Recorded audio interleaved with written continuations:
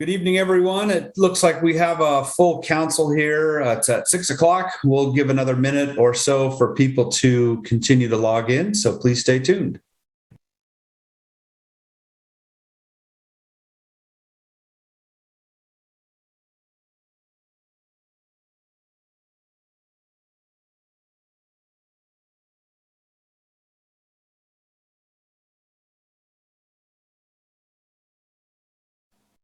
You want to check one?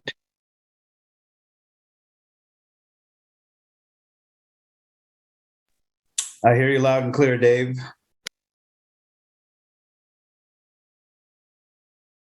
I saw your immediate reaction.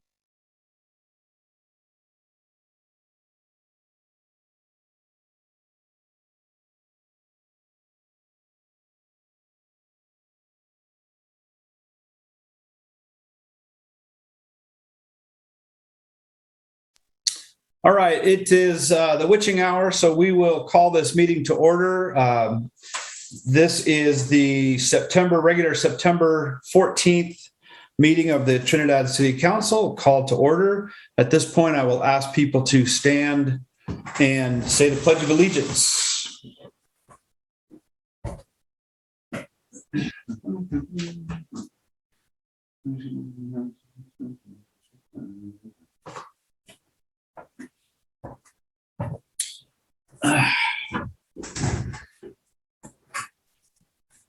All right. Thank you very much for joining us this evening, September 14th, as I said, and we have a very full agenda, so I'm going to move through the beginning of our agenda by asking for an approval of tonight's agenda. Councilors, do we have any substantive changes that are being requested of our agenda this evening? I'll make a motion that we approve tonight's agenda. I'll second it. We have a first and a second. Anyone not in favor of approving the agenda? All right, seeing none for that kind of vote, we don't need to do a roll call vote. So we have our agenda for this evening. Next is the consideration for the minutes from the August 10th meeting. We have that in the packet. Any substantive changes from the council requested for the minutes for August 10? All right, at this point, I'll open it up. Any public comment requesting substantive changes for the minutes from August 10?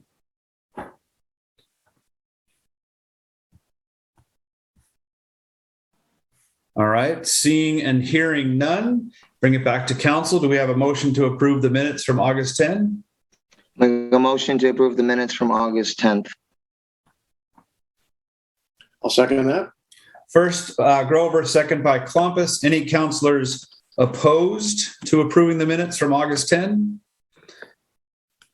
And seeing none, we do have our minutes from August 10 approved. Thank you very much. At this point, we'll move on to council reports, starting with Mr. Davies. Your report. All right, Mr. West. I've just got a short one. First of all, the 101 interchange, according to the last meeting, said that it should be done in about a month and a half from now. There's been problems with the 101 corridor. There seems to be some construction companies that are upset, that aren't going along with things anyway. They hope to have those things resolved next meeting, but at this point, it's kind of put a damper on things. We'll see how that comes out this week when I go back to HCOG. There should be coronavirus response money available. It may already be available. It will be, of course, it'll be done by population, so Trinidad will get a drop or two of the money. HCOG is going to be working still with, are going to try to keep on with hybrid meetings if possible, as we will be talking about later. But that seems to be what most places are doing. The final piece came out of West Haven and the Rancheria. West Haven is argued that the Rancheria may not be considering West Haven's concerns for widening the road, the West Haven Road, and the various activities or things that the Rancheria is going to do. So there were a lot of people concerned that they weren't being allowed to put in arguments for input. And so a number of people showed up and made that comment, but the Rancheria said that things aren't far enough along and they are going to allow West Haven to be involved. But that was one of the big items that came up in HCOG. So we'll see what happens with that. So anyway, that's my HCOG report. Thank you, Mr. West. Mr. Grover? Fairly short report on Redwood Coast Energy Authority. We did start our subcommittee for the offshore wind. That's really moving forward now that actually the Secretary of Interior and the Department of Defense, Department of Energy, BOEM, we do have, that's part of our presentation on number 1. So I'm really happy to be involved in that. My other one is on number 8 of discussion, so I'll just wait on that one too before I elaborate. Thanks. All right, Mr. Klompus. Yes, I like to share my screen and make it easier. Let's see if we can do that. Okay. Can you see the committee report at the top? Yes. And you can hear me okay, I hope, right? Yes. Okay, great. I'll try to get through this as quickly as possible. There's been no Indian Gaming Benefits Committee since 2011, so that committee is inactive. The California Coastal National Monument Gateway Committee, with the Trinidad Gateway Group, is planning an appreciation weekend in Trinidad, September 25th and 26th. This will be a COVID safety protocol program with dispersed small groups that will include mini kayak tours, bilingual bird walks to the Trinidad Lighthouse, fishing for kids off the pier, seabird watching, and coastal cleanup. And more information can be found at trinidadcoastallandtrust.org. The Humboldt County Visitors Bureau continues to support activities in Trinidad just by listing it on their website. And if anyone needs programs listed, please let me know and I'll put you in contact with Julie Bembo, their executive director, to make sure it gets well organized and promoted. The Water Ad Hoc Committee, which really was put together last year to deal with drought and communications, which includes Jack West and myself, and support from the city manager, Eli Naffa, will be dissolved in the next week because the water shortage ordinance goes into effect that will create the water shortage response team, which will consist of the city manager, public works director, planning commissioner, and city council member. So this report that you're seeing today is the last one from this ad hoc committee. The next one will be from the water shortage response team. So to go over the drought report, Trinidad is still experiencing an extreme drought according to drought.gov. The last appreciable rain we had was actually June 15th. It's been about 13 weeks since the last rain that we had. The drought indicators for Trinidad range from severe drought to extreme drought. And again, this is all available. The latest was September the 7th at drought.gov. If you ladder up now to Humboldt County, the entire county is experiencing severe drought, but Trinidad, right here on this edge, is part of the county, which is 72%, which is experiencing extreme drought. That indicates fire seasons all year long, water is inadequate for agriculture, wildlife, and urban needs, and also reservoirs are extremely low. Lake Oroville, which was built in 1967, is now reducing less power because of reduced levels. So one of the things I wanted to understand is that the municipal water for Eureka, Arcata, McKinleyville, and Blue Lake are all sourced essentially from Ruth Lake Reservoir. And I wanted to find out, how's the reservoir doing? Because many reservoirs in California are in pretty poor shape. Turns out that the Ruth Lake Reservoir is 80% full, doing actually very well. It's healthy. It was built back in 1960, filled with water in 62 to service the pulp mills. It actually cost $12 million. It's 7 miles long and a half-mile wide.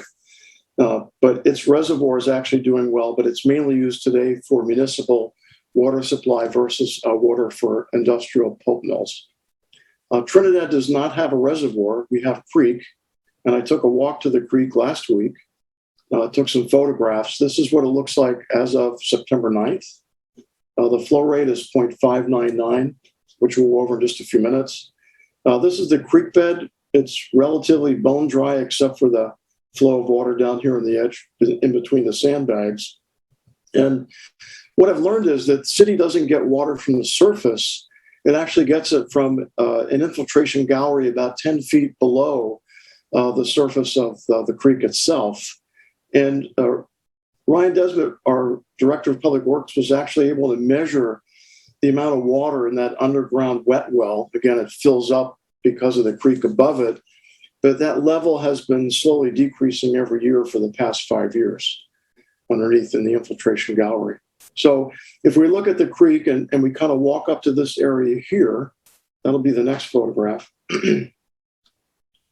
This is where the water comes down the hill. You can now walk across the creek pretty easily without getting your feet wet. So it looks different today in September than what it did in August and what it did in July. There's also been some discussion about getting water from Mill Creek, and I had not been there before, so I took a video. I'll share that with you on the same day, September 9th. This is what Mill Creek looks like. Again, my first visit to Mill Creek. You certainly can fill a canteen there, but it's not very promising as a municipal water supply. Looking at Mill Creek here, I know there'll be some photographs that Councilmember Dave Grover will show tonight as well. From that, let's go back to what's next. I know that many of you know I'm an optometrist, an eye doctor, and I've asked this question thousands of times in my career, which is better, but the city council will need to decide next month, essentially, which is better for Trinidad, one or two. So if we look at the data of the creek, and that's what's most important, Pacific Watershed provided manual readings of the creek flow last year. So to kind of orient you, the blue is flow rates for 2020. And it started out in June about 3 cubic feet per second. And then you get this decreased flow in blue. And that's really called a baseline flow. Think of the hills above the creek like a sponge. They fill up in the winter months, and then with no rain, they slowly leak the water out, and that becomes the base flow. We ended up in November with the first rains of about 0.81 cubic feet per second. This year, we had this tremendous rain June 15th. About a week later, the water went out to the Pacific Ocean, and now we're into this base flow. We had a stage 1 drought in July. August 24th, we declared a stage 2 drought with mandatory conservation. And here we are September 9th at about 0.6 cubic feet per second, 0.599. It's about a 41% drop compared to 30 days ago. And it's the lowest flow I recorded. When I get a whole list of a screenshot of like 50 different measurements taken over a day, I averaged them out. But the lowest one was 0.5. So if you think of the blue as being drought year 1, and now we have the gold year 2, the line keeps getting lower. It kind of zigzags up and down. It's not a straight line, but the trend certainly is downward versus up for that part. So that's the data I did want to share. We sent this card out about a month ago, which indicated stage 2 drought were well below 0.86 cubic feet per second with recommended restrictions. And the actual ordinance goes into effect next week for that ordinance. We added stickers on the back of the monthly water bills just to remind people. I know that there was a comment at the last council meeting from the public that this person didn't look at the back of their water bill. Well, hopefully the orange sticker now will stand out more than the pale salmon color that we had last month for stage 2. The stage 2 water warnings essentially means that you should not irrigate your lawn from 10 to 5 unless you want to use a bucket or watering can or drip irrigation. Don't irrigate unlandscaped areas. Hoses should have a cutoff nozzle or shutoff nozzle. Don't wash down the harder paved surfaces. Don't wash your buildings unless they're for sale or for being painted. Short-term rentals don't have to offer daily laundering of towels if they did. Food services in the city don't have to order water unless you ask for it. And the water shortage response team can audit water use if they find it necessary. The last committee report I have, the Trinidad Water Advisory Committee, which I'm really proud of.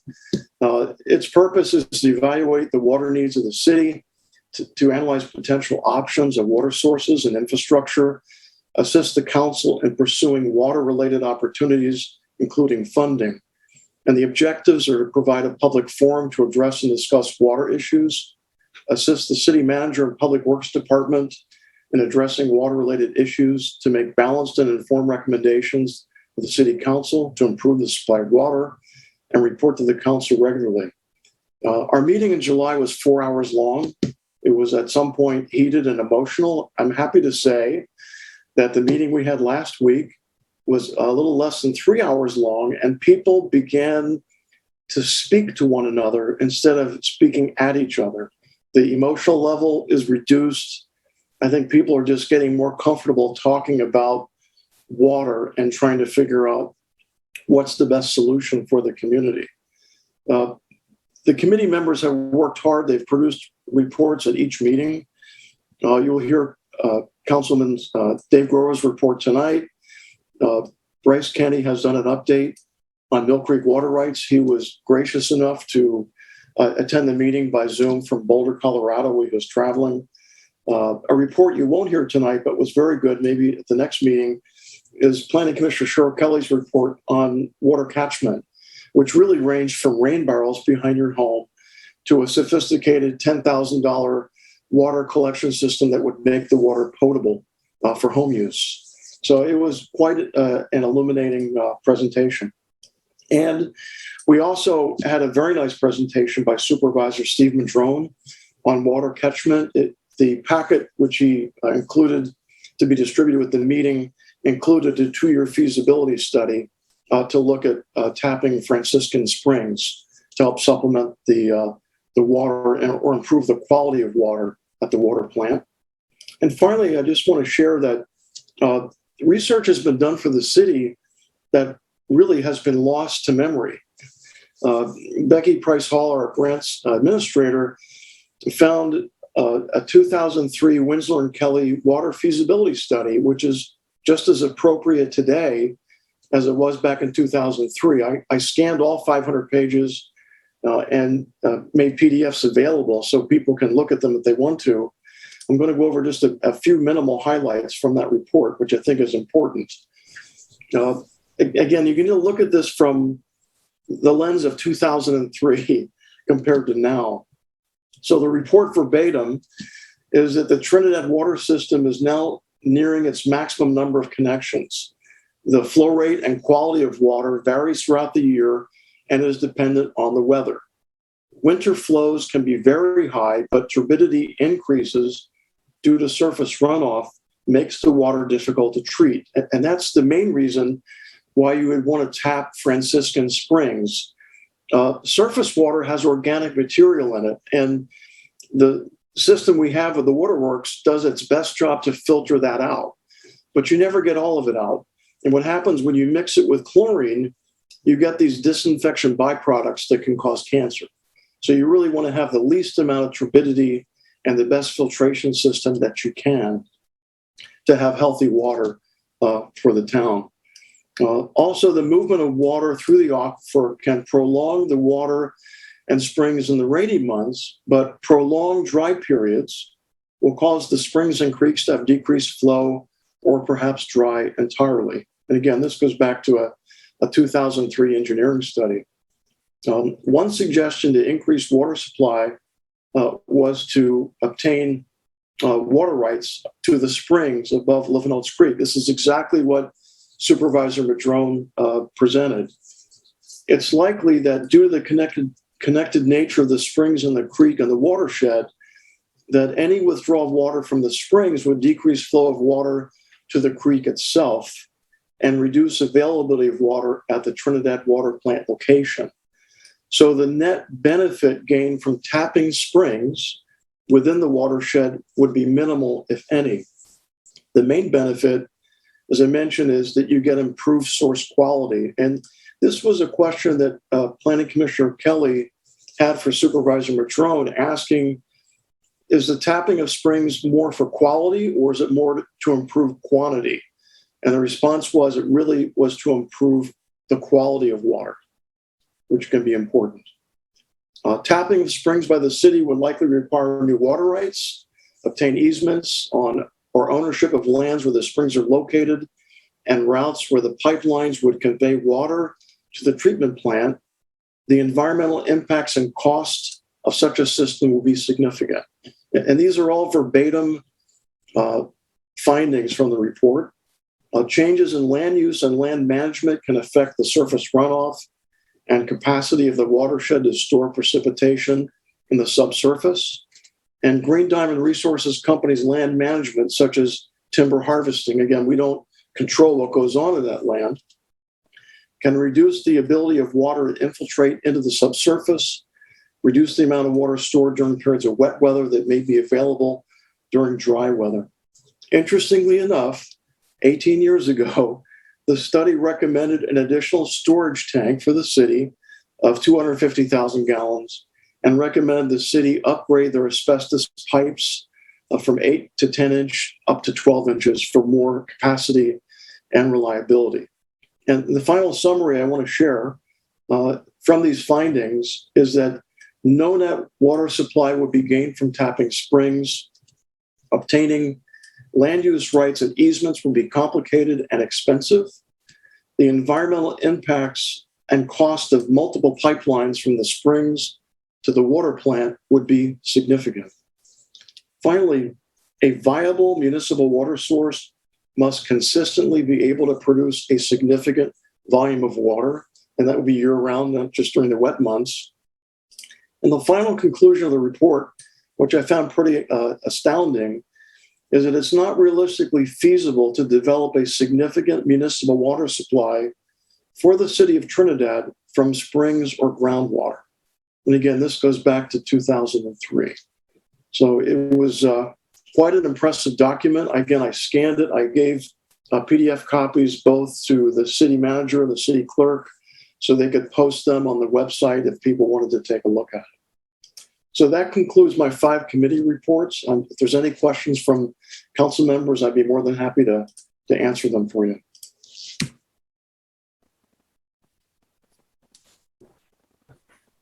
Any questions, comments for Richard? All right, I attended the Redwood Region Economic Development.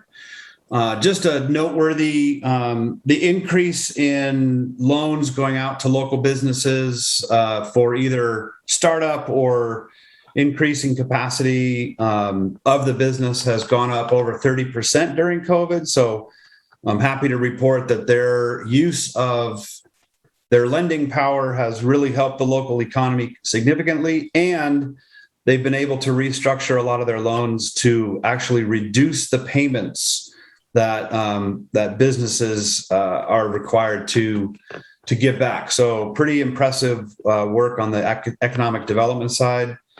I also want to add some pretty significant information that you left out, Richard, in your supply of information about the water. I too get all the same reports that you do on the creek's flow. Our maximum creek flow in the last week was 0.8 CFS. In fact, every night the flow hovers somewhere in the vicinity of 0.7, 0.75. I think that's a pretty significant omission of information that does not, that should not go overlooked. That our creek has the capacity to flow at 0.7, 0.8, something like that. And clearly the use upstream is a consideration, and I'm grateful that Pacific Watersheds will be providing information on water rights and use upstream. So that, and then my final comment is I'm going to encourage folks to reach out to planning@parks.ca.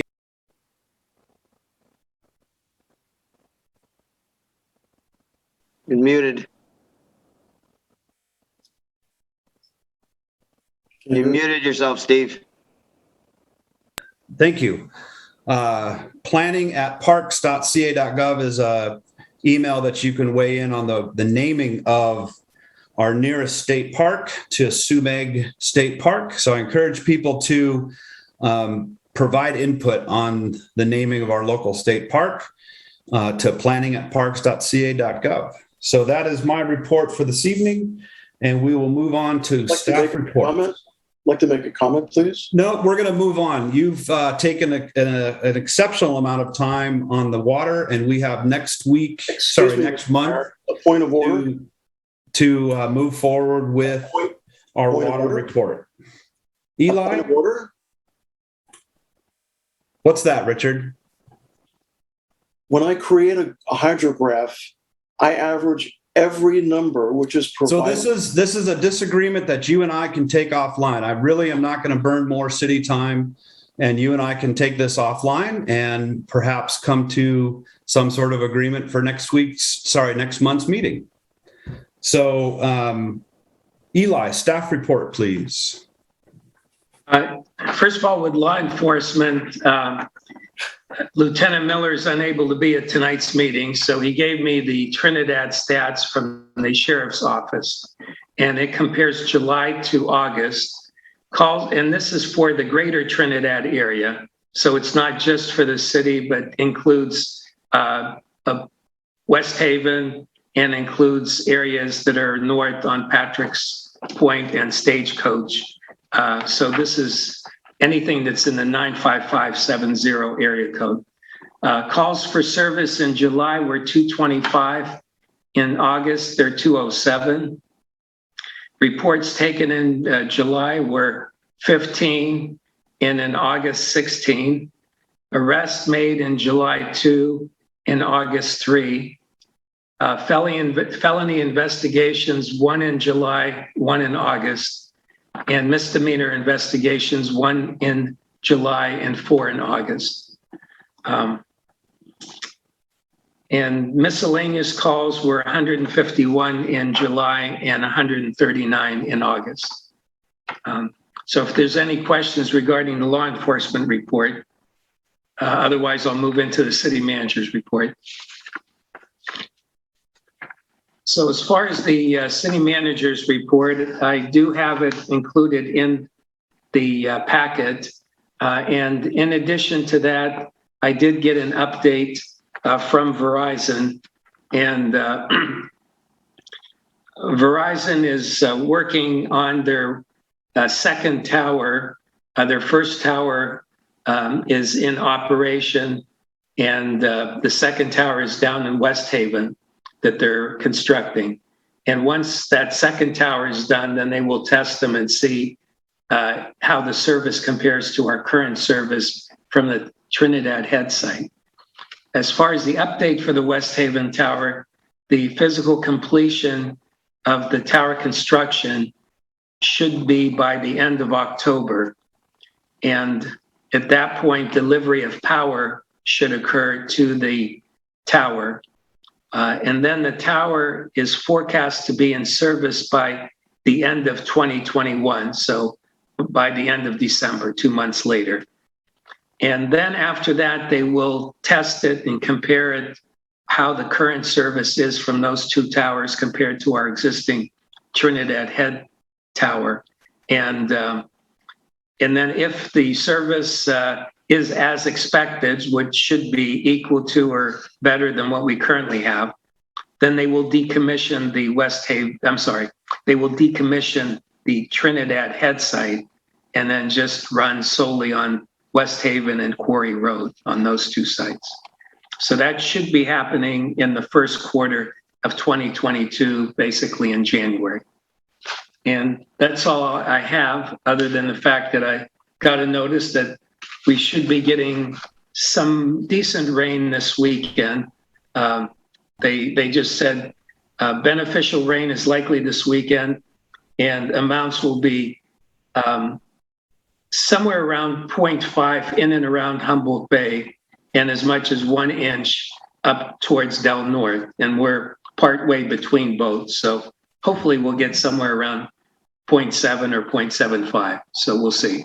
And that'll be Saturday morning through Sunday evening. So for Saturday and Sunday. And that's all I have. If there's any questions, Dwight? Eli, real quick, Eli, can you, do you have enough information, what you shared with me about the sheriff deputy shortage, that you can inform folks? Oh, yeah. I had a meeting with the deputies today, with the sheriff's office, and they do have a shortage in the county. And as a result, it will be impacting their whole service area, including us. So I will be getting more information, and I'll share that with the council, at an upcoming meeting. I just wanted to make sure folks are aware that the sheriff is experiencing significant shortages of deputies, and to continue the fine work that folks are doing, looking out for each other. I know down my street, folks are keeping an eye on things. So as we, as a county, struggle with having adequate coverage, just really look out for each other. So, Dwight, I see that your hand is up. Is this regarding the comments from Eli, or is this regarding anything else? This is a question of the city manager on his report. Okay, thank you. Okay. Thank you. This specifically, I looked in the notes on that you posted on the agenda, and there was no mention in there of the motion in August that was passed by the city council for the city staff to determine the costs, time to completion, and other contractual issues sufficient for decision by the city council on participating in the contract with Humboldt Bay and the Trinidad Rancheria at the October 12th meeting. And a couple of weeks ago, I asked for an update, and you mentioned that GHD had been asked to determine pipeline specifications, and I appreciate that very much. But I note that the motion as passed did request costs, time to completion, and other contractual issues sufficient for decision by the city council to participate in a contract. And I think that would be a little bit more than just what size pipeline. So could you give us an update or a request that we have frequent information about what is being done to meet the council motion that was passed in August for the October 12th? Yes. Dwight is part of our Water Advisory Committee, and Dwight sent me an email, and he was requesting some more information on Thursday, and I was able to go ahead and forward that to Steve Allen of GHD, who's our city engineer, and I did get a response from him yesterday, and then I actually forwarded to you this afternoon. Yes. My response. Were you able to receive it? Yeah, I did get your response, and I appreciate it. I wanted people at the committee, at the council meeting, to be aware that there's basically a 2-month provision was given for GHD to work on getting ready for a contract, and that 1 month has passed, and basically not much has been requested by city staff per the motion that passed. Okay, so what? There was a proposal for the $4,800 presented by GHD. They've been working on everything that's in the proposal, including the fact that I requested at the end of the council meeting for them to give us a cost estimation of the new line. So everything that was identified on that, plus the cost estimation of the new line, they've been working on since our meeting. The message I received was that GHG had just been informed about the specific motion, and details of their activities had not been specifically requested until just a few days ago. Yeah. So what they're saying is the specific motion, the wording of the motion. Now, attached to the motion was the plan of what they would be doing, the scope of work. So the scope of work that they proposed for the $4,800 is being addressed. In addition to that, Steve did indicate that the exact wording of the motion he had not seen. So this way he did get the exact wording of the motion, which you had forwarded. Yeah. And what I was concerned with is that what they gave a proposal for some time ago, maybe 2-3 weeks ago, was in response to something that was other than the request of the motion. In other words, were they directed to determine the costs and time of completion and other contractual issues? Steve's language, Steve Allen of GHD, his language in reply that I got today, that you forwarded, seemed to indicate that he wasn't aware of the specific things that they were asked to do in the motion. That was the specifics I was asking about. I realize there may be some communication issues here. Right. But I'd like to alert everybody at today's meeting that there's a very short time to determine something that is very, basically, it takes time for for our engineer to determine the kinds of things that were requested in that motion. And some time has gone by without clear communication about what was expected. Thank you. Okay. Well, again, I disagree with your, conclusion. Okay. The additional thing that he is addressing, other than what was said before, was the time to completion, which he would have to talk with Humboldt Bay Municipal Water District to help determine what that time to completion would be. But other than that, I think almost everything else is there. Steve Allen is also on here, and he's going to be addressing, our stormwater project. But Steve, is there anything that you would like to add at this point? I had to make sure I got off mute. No, there's nothing particular to add. I think we are clear on what's being asked of us at this point and do plan to have that information available. So we'll work diligently to help make that happen. All Okay, right. thanks, Steve. Any other closing questions, comments for City Manager regarding his report? All right. Thank you very much. And we will move on now. Items from the floor. I'll read this as I customarily do. At this time, members of the public may comment on items not appearing on the agenda. Individual comments will be limited to 3 minutes or less. Comments should be directed to the council as a whole and not to individual council members or staff. Council responses and staff responses will be minimal for non-agenda items. At this point, I open it up to items from the floor, and I have 2 screens worth of people. So really, if I could encourage those who are using Zoom to use the hand raising feature, because it puts you right in my view.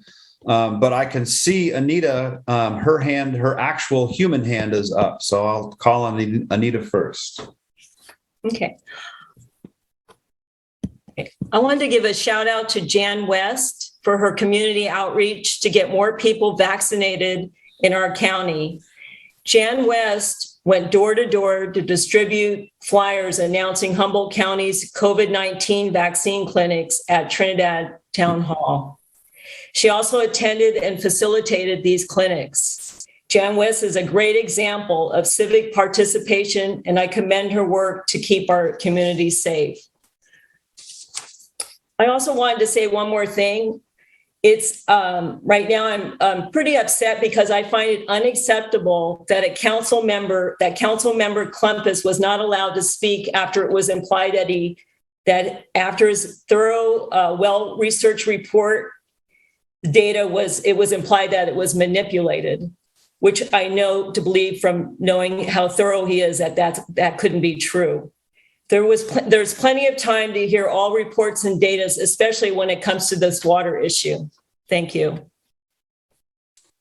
Thank you for your input. And I put in the chat that I believe somewhere in the vicinity of over 50 people were vaccinated as a result of Jan's effort, or at least partially a result of her efforts. Other items from the floor at this time.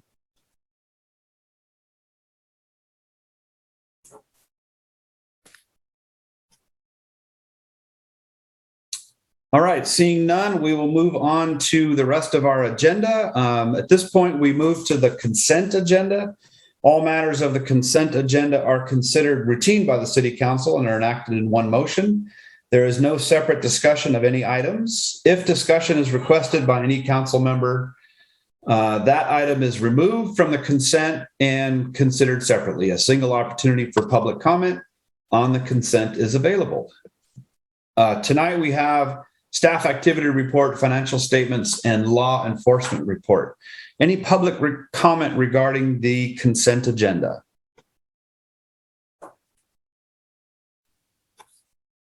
All right. Any counselors wish to pull an item for discussion? I'll make a motion that we accept it. First for Mr. Grover, second for Mr. West. Anyone not in favor of approving the consent agenda? All right, seeing no dissent, the consent agenda passes unanimously. At this point, we'll move into the discussion action agenda items. Our first item for this evening, presentation on offshore wind energy area, Bureau of Ocean Energy Management, U.S. Department of Interior. Eli, would you mind introducing our experts from, is it BOEM? Is it BEAM? How do you pronounce B-O-M-E? B-O-E-M. Yeah, Bureau of Ocean Energy Management. BOEM, there we go, much better. Bureau of Energy Management. Okay, so Dave Ball is present here along with two of his workers, cohorts. I don't know what the exact title would be, but they have other positions in BOEM.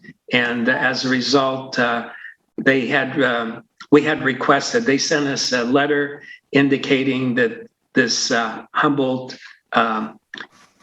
wind energy area is being planned offshore and wanted to receive input. And we requested that if they could appear at a council meeting, so this way to better inform the council and at the same time to help answer any questions that the council or the public have. So I will turn it over to Dave. He can introduce both Lisa and Jean, and they have a PowerPoint presentation for us. So take it over, Dave. Thanks. Yeah. So my name is Dave Ball. I'm the Pacific Region Historic Preservation Officer for the Bureau of Ocean Energy Management. And I'm going to try to share my screen as I turn this over to Jean Thurston Keller and Lisa Gilbane to talk about our leasing process and environmental review. So bear with me just a moment. Hopefully this will work.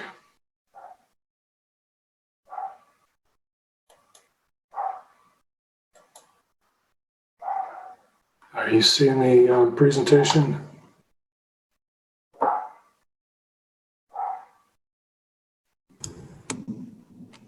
Yes, Dave, I'm seeing it. I just need to put it in presenter mode. I knew this would not come off without a hitch. Let's see. View, there we go. I like to go down. If you go down to the bottom, yeah, that's when I like. How's that? That looks good. That looks good. Sorry about that. Okay, take it away. All right. Good evening, BOEM. I'd like to thank the council for the opportunity to speak to you tonight about offshore wind energy development. My name is Jean Thurston Keller, and I am the Bureau of Ocean Energy Management's California Intergovernmental Renewable Energy Task Force Coordinator and the California Project Lead for the Bureau's Pacific Regional Office. In addition to myself, you've already met Mr. Dave Ball and Ms. Lisa Gilbane from our office, who will be available to answer any questions you have tonight. Next slide, please, Dave. So we'll go over the key items we're going to go over tonight, which is first, we're going to start with a brief overview of how offshore wind energy works. And then we'll walk through what BOEM and the state of California have been doing for a joint collaborative approach to planning for potential offshore wind development and what that looks like. And then we'll focus on where BOEM is considering potential areas for potential development. And then finally, we'll take a look at next steps. Next slide, please. But first, I wanted to kind of take a little brief moment to talk about the basics of the technology, like what does an offshore wind farm look like? So offshore wind farms are really similar to structures you see on land and land-based wind farms. However, there's some key differences. The first is that offshore wind turbines are larger and taller than those that are found on land. They can be up to 600 feet tall. I'll give you an idea, that's very close to the size of the Golden Gate Bridge. Floating wind turbines must be anchored to the seafloor with mooring systems, and they're electrically connected together with inter-array cables that can transport the energy to an offshore substation where amperage is increased to send it to shore via export cable.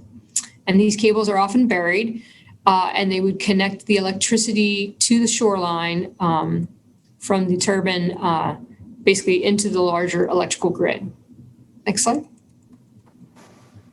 So I started with the technology because that's really how we started our planning process for California. Is we began with the basics and started with the technical constraints first to answer the question of where could the technology even go. So starting with the wind resource, we had to look at places that were greater than 7 meters per second, that's about 15 miles an hour, based on recommendations from the National Renewable Energy Lab for cost efficiency for a project. Areas in gray are less than 7 meters per second, and they aren't really strong enough to support a project. So that's most of Southern California. So then we looked at the water depths.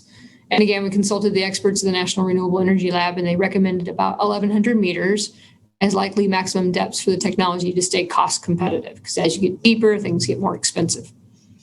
We also avoided the national marine sanctuaries, which you'll see in your screen is shown in bright blue. This left us with really about 6% of all of the federal waters offshore California could even technically support offshore wind development. So this really bifurcated the state into two primary areas of focus. The North Coast area, up by Del Norte and going down past Cape Mendocino towards Jenner, and then on the Central Coast between Cambria and Point Conception. We also considered where existing interconnection points to the grid were already located. And in Northern California, that would be in Eureka, and on the Central Coast, there was Diablo Canyon Nuclear Plant. And so we focused our efforts near these areas. And through conversations with the public and input from state agencies, we also did an initial screening because we wanted to avoid areas that were closer to shore that tended to have higher concentrations of fishing activities. Also higher concentrations of submerged cables, as well as heavily used traffic areas offshore, such as the Santa Barbara Channel area by Point Conception. Next slide. Because in the picture that I showed you, the projects would have a cable that crosses from federal waters through state waters, and connects to land where there'd be some local jurisdictions as well. This requires really a joint planning process. And so BOEM and the state of California established an intergovernmental renewable energy task force in 2016 to look at offshore wind energy planning and those jurisdictional responsibilities. And so that task force, which is a government forum that includes sovereign tribal nations, representatives of the U.S. federal government and the government of California and its agencies, as well as locally elected representatives at the state, county, and city levels. And through early discussions, BOEM and the state of California developed a joint outreach plan. So we started with a plan and created a website to house data and information that we would be collectively gathering through our planning process. And in 2018, after many months of initial public outreach, BOEM and the state identified 3 areas offshore California based on our initial screening. And these areas were published for official formal comment in the Federal Register. We received over 100 comments and 14 nominations from developers interested in projects. The results of this outreach and more information is summarized in 2 editions of our outreach offshore wind energy planning outreach summary report at the link provided at the bottom of the screen. Next slide. So what did this input look like, and what have we been doing with it? So input from stakeholders have identified a number of key issues, including fishing, environmental concerns, and potential visual impacts, as well as noise impacts from development. And so in response, we've been working with the Pacific Fisheries Management Council and the California Department of Fish and Wildlife to begin more fishing-related studies to really better understand fishing dynamics, which really changes a lot over time. and seasonally. So stakeholders also expressed concerns about potential visual impacts. And so we worked with California State Parks and the California Coastal Commission to develop visual simulations of what a imaginary offshore wind farm would look like from key points along the coast. So those are available online on our website if you're interested in seeing those. And we worked with the Departments of Defense and Interior with long discussions about military testing and training to look at some compatibility issues on the Central Coast. Next slide, please. So here's a slide on our California Offshore Wind Energy Gateway. That's that data portal that I told you about that we developed. If you'd like more information on the different data sets that we have available. And as new data becomes available, we collaborate with our partners to get this data onto the gateway. This is a public gateway. It's available. You can look at all of the data that the agency is going to be using to make our decisions. And this data is really important because it really can feed into our key environmental reviews and decision points in BOEM's renewable energy authorization process. Next slide, please, which leads us to our process. BOEM's process follows 4 phases, starting at the top left, the planning analysis phase, leasing, site assessment, and then finally construction operations. Right now, we are in the first phase of the process, the planning and analysis phase, which we started in 2016 with the establishment of the task force. And in 2018, we identified 3 areas offshore California for potential leasing and published these areas in a Federal Register notice that I also mentioned before. That's where BOEM initiates the leasing process call arrow right underneath the planning and analysis title there. Following publication of a call, BOEM would use the comments it receives to identify the areas that appear to be the most suitable for future leasing through a process known as area identification.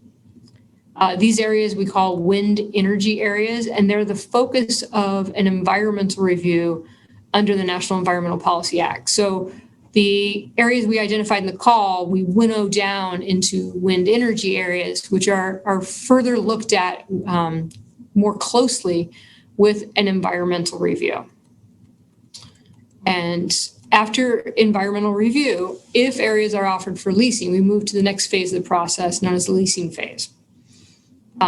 This includes more opportunity for public comment, includes a couple more notices in the Federal Register. It also includes federal consistency under the Coastal Zone Management Act. So the California Coastal Commission will review these areas as well. And then the leasing phase would conclude with BOEM conducting a lease auction where 1 or more leases would be issued for potentially an offshore wind farm or multiple farms. We anticipate a lease auction will occur fall of 2022, so fall of next year. A lease, however, doesn't allow construction to begin at all. A developer must conduct site surveys before designing a project. And so that gets us to the 3rd phase, which is the site assessment phase. And developers have up to 5 years to conduct these site characterization surveys to really assess the lease areas in minute detail. Surveys would answer questions such as what is the tensile strength of the seabed? What does the seabed look like? Are there any canyons? Are there rocks? And the surveys would also be done to answer some data gaps, like could there be uncharted shipwrecks?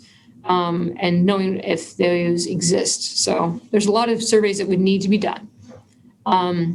So basically, a lessee needs to do all these surveys first in order to answer questions of how to construct a project, the best size of the turbines to select, the places strong enough to anchor a structure, and what the anchoring system would even be engineered to what specifications. And so this phase would end when we have a developer submit a construction operation plan to BOEM, and that's our 4th phase. A second NEPA environmental review would examine the results of any of these surveys and proposed construction and operation design plans of an actual specific project. So this is also where we have a second federal consistency review. So in brief, there's 2 NEPA processes. There's 2 federal consistency reviews. The first one is for lease issuance and anticipated site characterization survey work. And then a second environmental review would be for the specific construction operation plan. that's designed based on the results of the surveys. So next slide. Here's a close-up. Go to the next slide. I think I have some animations on here. Yeah, so Humboldt is right here and Morro Bay is right over there. There you go. So we have gone through the area identification phase with Humboldt, and we've just started an environmental review. And Lisa's going to talk about that right after my presentation. For Morro Bay on the Central Coast, we're a little farther behind. We're going through more area identification based on some concerns with the Department of Defense. Next slide. So both the Morro Bay area and the Humboldt area, if they move forward in the leasing process, would be combined at the proposed sale notice stage. So that would lead us to one lease auction for the state of California. Next slide. So these are, I talked about a lot of different terms just now, so I just want to kind of go over them real quick. The call for information and nominations, it's a call for public comment about the area. It requests nominations of interest from developers, and it describes the area that we're considering. A wind energy area is an area within a call area that's identified by BOEM for environmental review. And it's the basis for the lease area, and it can include the entire call area. And a lease area would be the area that BOEM would offer for lease during a lease sale. Next slide. So these are the three areas that BOEM initially identified in our planning efforts in 2018. You have the Humboldt wind energy area, offshore Eureka, and then on the Central Coast, you have the Morro Bay and Diablo Canyon call areas. And due to military constraints, BOEM is no longer considering the Diablo Canyon call area, which is the square at the farthest bottom of your screen. We're only looking at the Morro Bay area.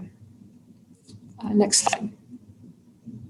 So focusing on what's right here for Humboldt, the Humboldt wind energy area is approximately 206 square miles. It's about 20 miles from shore. It's really around 22, I think. It's identical in size to the Humboldt call area that we initially offered for public comment in 2018. And we have an area identification memo that describes our process on the website there. And this area that you see on your screen will be the focus of an environmental review that BOEM has just started. Next slide. So next steps. So after public comments are considered, BOEM would undertake area identification on the Central Coast and may identify a wind energy area down there for environmental review, and then conduct environmental assessments. And this would include the Humboldt wind energy area, which we're in, I think we're still in scoping for. And then after completion of applicable environmental reviews, BOEM would publish a proposed sale notice for both the North Coast and Central Coast under a single all of California proposed sale notice, which has a 60-day public comment period. And BOEM would publish a final sale notice and then conduct a lease auction where one or more leases would be awarded. Again, lease does not allow for any construction to occur. They'd have to start survey work. And we anticipate holding an auction next fall. Next slide. So here's my contact information, and I will pass the next part of our presentation over to my colleague, Lisa. Thanks. Hello, I'm Lisa. I work with Jean and Dave, and we promised you 15 minutes, and we want to stay true to that because we want to be invited back. So you have all my slides, and Jean did a great job. You don't need to hear more talking. So I'm just going to go and show you two slides real quick, but if you can go forward, Dave Ball, to the, so just to reiterate the highlights, and that is just look at the map. That's our wind energy area. It's about 20 miles as of right now offshore from Trinidad Head. So that's the area that you're likely more interested in. Maybe, I don't know where some of you fish, but that's my thought. And then if you could just go to the last slide in my presentation. I know it's a lot of this though. So I apologize. Next steps. So we just finished our scoping period, which means we were collecting comments, but I want you to know that we will take your comments and thoughts anytime to this email or to my email, please go to bohm.gov/California for more information. And that we're planning on coming out with a draft environmental assessment for the Humboldt area early next year. And so that would be a really great time to come back with more substantive analysis and talk if you guys would like. And we'd also love comments on what kinds of engagement would be effective for your community and for the North Coast in general. We're stuck in this virtual world and we're a little bit hamstrung on how to reach the groups we wish we could reach and looking for help. So that's all I want to say. And if we have time to answer your questions, we would love to. So thank you. Thank you very much for that presentation. At this point, do we have any public comment? We'll start with public comment questions for our presenters from BOEM. Anyone wish to chime in? I would like to ask what would be visible from on the shore from Trinidad Head or from the city of Trinidad? Jean, can you give that one a shot? Do you mind? Yeah, so they would be visible on a clear day. And they would also be lit in order to have no aircraft hit them. And so one of the things about having them lit is typically a mitigation measure is they have controlled lighting. So the lighting typically will be controlled by a aircraft that can turn it on and off. But the U.S. Coast Guard does require lighting for the foundational structures in order to prevent any collision. There's markings of the turbines and there's even paint requirements from the Coast Guard on how they would be painted. But we do have some visual simulations that we have done for offshore the North Coast. I think it is actually from Trinidad Head. I'd have to look at where the key observation point was.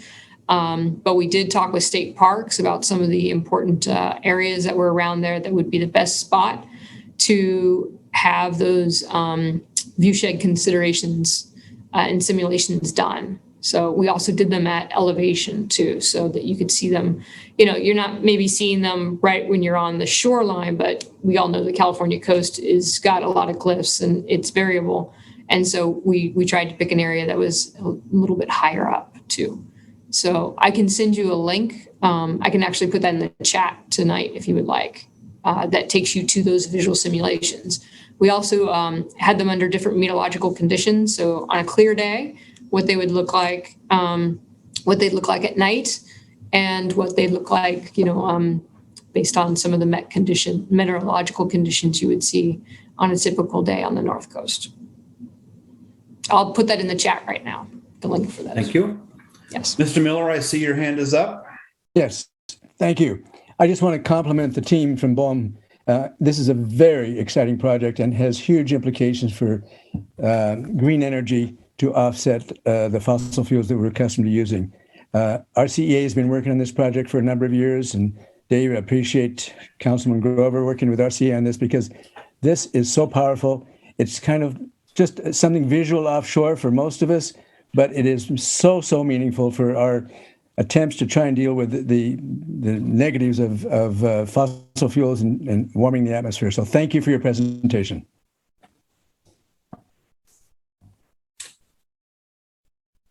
Other comments or questions for our team from BOEM, council or public? Yeah, I just want to thank you very much for this. I was one of the commenters in 2018 because I took my, I did a mock environmental impact report for a semester-long class under Jennifer Cult on offshore wind. So I wondered, like, some of that information, it was pretty detailed, like a viscous damping system, cannonboring mooring systems, things like that, that were almost in place from some non-destructive testing that was done with like 1,200-foot sparring buoys and things like that. Is that information relevant, or do those tests have to be redone because it was like we're talking a decade ago now. So is that something that has to be redone from scratch pretty much now?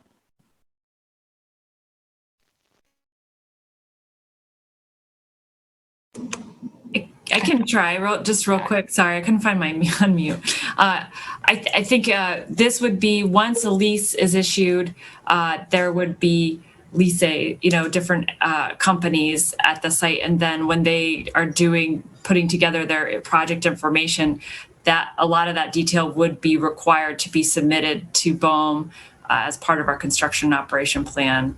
So if it's still, depending on the project that they come up with, if it's still relevant, they could use it, but they have to take in consideration current standards and things like that. Okay, thanks. All right. Well, thank you very much for your time tonight. We do look forward to more from you as this project progresses, and we'll also ask Councilman Grover to keep us abreast of the timeline for public comment. So thank you very much for your time tonight. Thank you so much. Thank you. All right, we are now moving on to item number 2, discussion decision regarding resolution 2012-10 endorsing single payer healthcare legislation request for AB 1400 and HR 1976. Eli, can you please introduce our speakers for this item?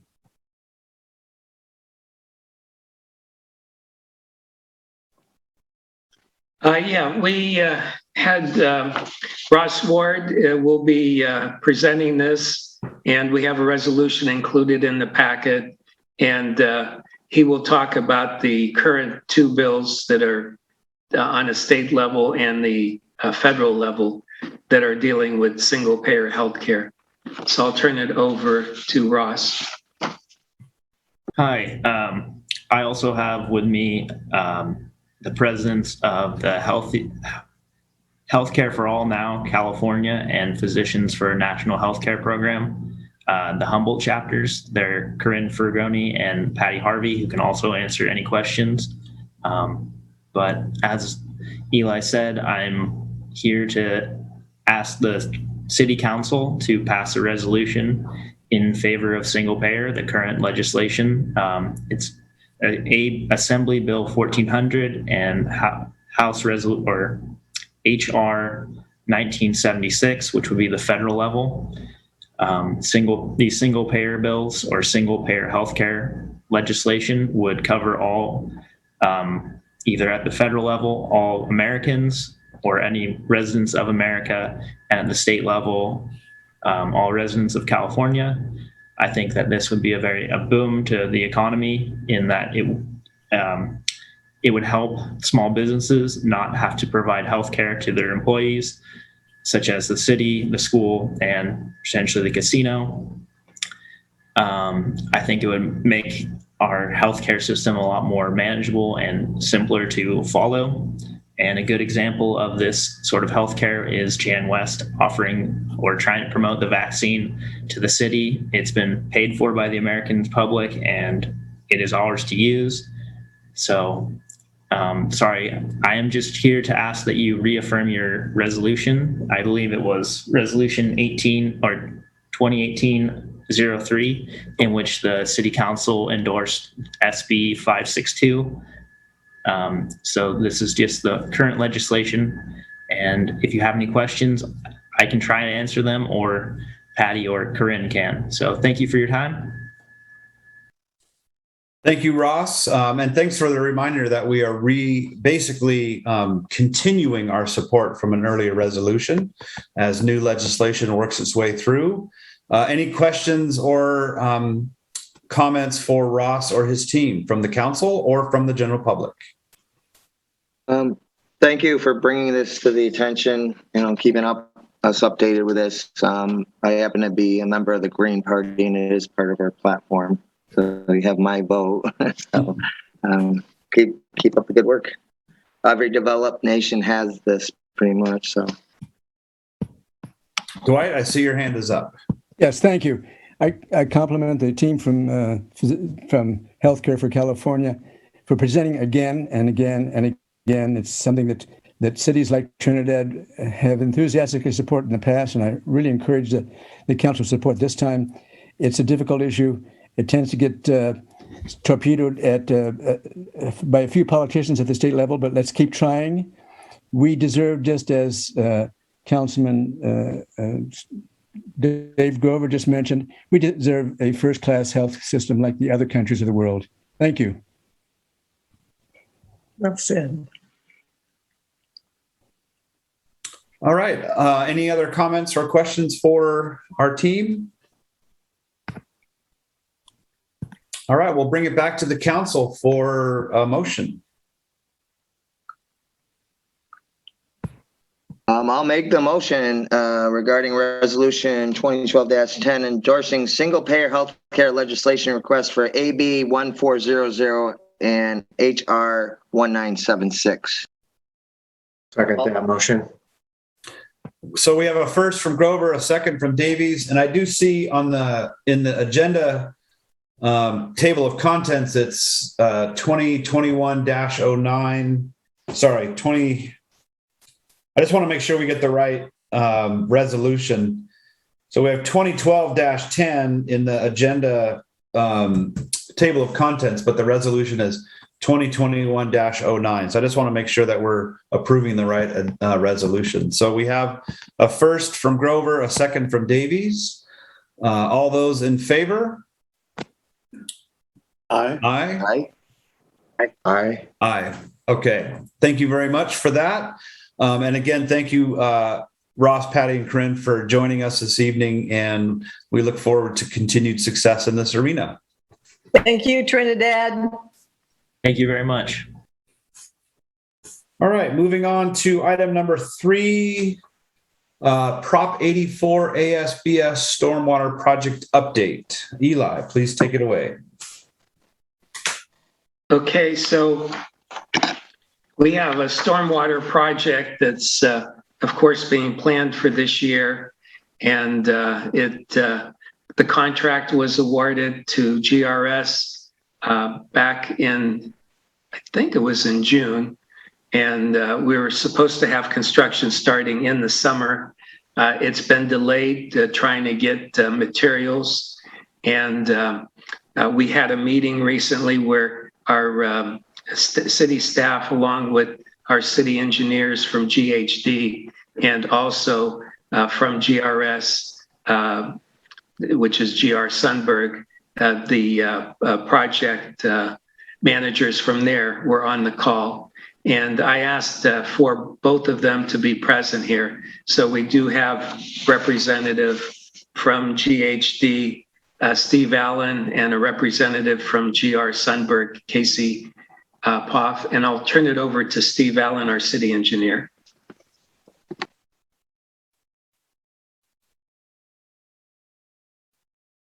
Okay, this is And then Steve. let me just note also, we do have Becky Price Hall, who's our grant administrator, and I think I'll turn it over to her since she prepared the agenda item, and then she could turn it over to Steve after that. So. Hi, this is Becky. I'll just make one note before we talk about the construction. The city, as stated in the report, has been notified by the Regional Water Quality Control Board and the State Water Resources Control Board that a permit will be needed for discharging to groundwater, which when we began the project, that had never been brought up. So that's new information that we're bringing to the council, and the city engineer and other staff at GHD, Steve and others, are assisting us with providing information needed to start the permit process. And so we'll provide additional information probably next month as things progress. But we just wanted the council to be aware that there's a new requirement that had not been given to us. previously. All right, and I will turn it over to Steve Allen about the project construction scheduling. Okay, thanks, Becky. This is Steve. So regarding the schedule, as Eli noted, the was awarded in June, and we'd hoped to build this summer in order to be done before the rainy season. We knew that there were some long lead times for some of the construction materials, and that is still the case, and that's not unique just to this project or these materials, but the construction industry in general. So we've been working with GRS and their material suppliers who had some suggestions and questions about some potential changes, which we entertained and discussed with the city, some of which were acceptable, some of which didn't quite work out with the grant requirements. So we've been with the contractor and going through the process of identifying the needed materials and working with the manufacturer to find out when the deliverable dates could be. So as Eli mentioned, the project's been postponed, but it is still moving ahead, just not as quickly as maybe we'd all hoped. But I guess part of the good news is that we also generally hope that we're not going to have a lot of disruptions to the summer tourist season. So that's turning out to be a bonus in this case. But we're working with the contractor to try to finalize the schedule and deliver the project.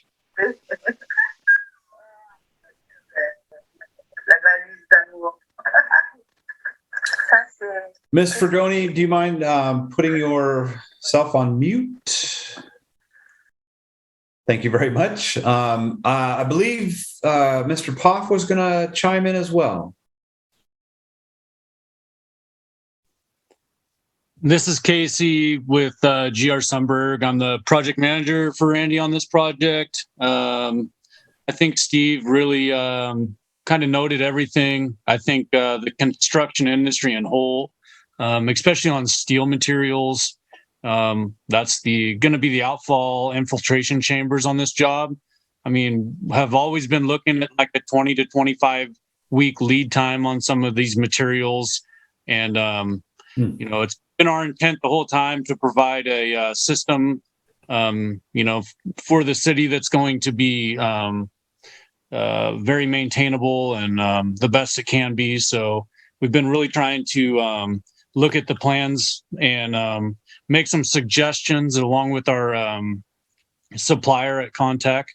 So I think that, you know, trying to get these lead times dialed in and get the product best for the city of Trinidad, that's what the team's been working on here. So I think Steve really covered everything very well. If anybody has any specific things towards GRS or the contractor here, I'm more than happy to take them. Thank you, Casey. Any comments, questions for Casey, Steve, or Becky from the council at this point? Thanks for the update. Can you guys elaborate a little bit more on the permit that's required? And I don't remember the timing, but I believe that there was some sort of date by which the city was not allowed to discharge into the bay because of the ASBS. Can you describe how the timing of this affects those two different components? So this is Becky. There actually are two permits that are relevant to the city's stormwater. The first permit is the called Ms4 Permit, where the city has been authorized to discharge stormwater into Trinidad Bay at Launcher Beach, and that permit came. The city enrolled in that permit in 2013, and the requirements, because it's an area of special biological significance, were that the city install physical best management practices, which would be examples of that are the city's infiltration chambers and the rain garden and the parking bioswales. So the city has been installing best BMPs since 2013. And the deadline was 6 years after the permit went into effect. However, we have requested several extensions of that because we couldn't get our funding pulled together to complete the project. So long story, but the understanding was the city would no longer need that permit when this stormwater project had been completed. The water board legal team has since said, we received this information a little bit earlier this year, that even if we do not have a discharge into the bay, we will still need a permit because there's the possibility that there could be an overflow. So Steve could say more about that when I finish here. But the other permit is the groundwater discharge permit, and that's a new one. And that doesn't have any specific deadlines, except that the regional board would prefer that we had that permit, that we have submitted the application for that permit before the project is completed and we begin discharging into our infiltration galleries that are being constructed. And I'll let Steve clarify anything that I didn't quite get right. But so there's no specific deadline except for upon project completion for the groundwater permit.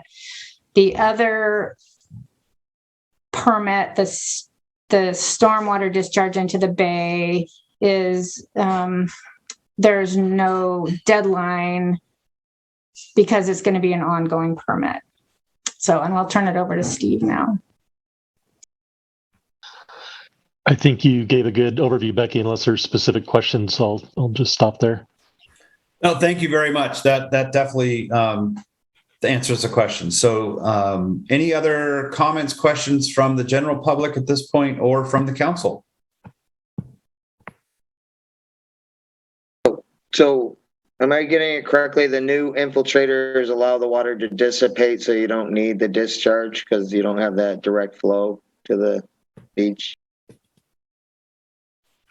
That's correct. Basically, we're capturing stormwater and treating it and infiltrating it, which is going to reduce the need for the actual physical ocean outfall on Muncher Beach. Thank you. Well, thanks for the update. I imagine it's quite frustrating to be ready to go and not have the material. So again, appreciate working together on this to try to get our stormwater, the last phase of our stormwater project, complete by, well, when it's available to be completed. So thanks again for the update. Did you want to open it up to any public questions or comments? Yes, if there were public comments, I did that last with council and public. Let me see the second page here. I don't see any. All right. Thank you again. We'll move on to item number 4, discussion decision regarding small community drought relief program grant application.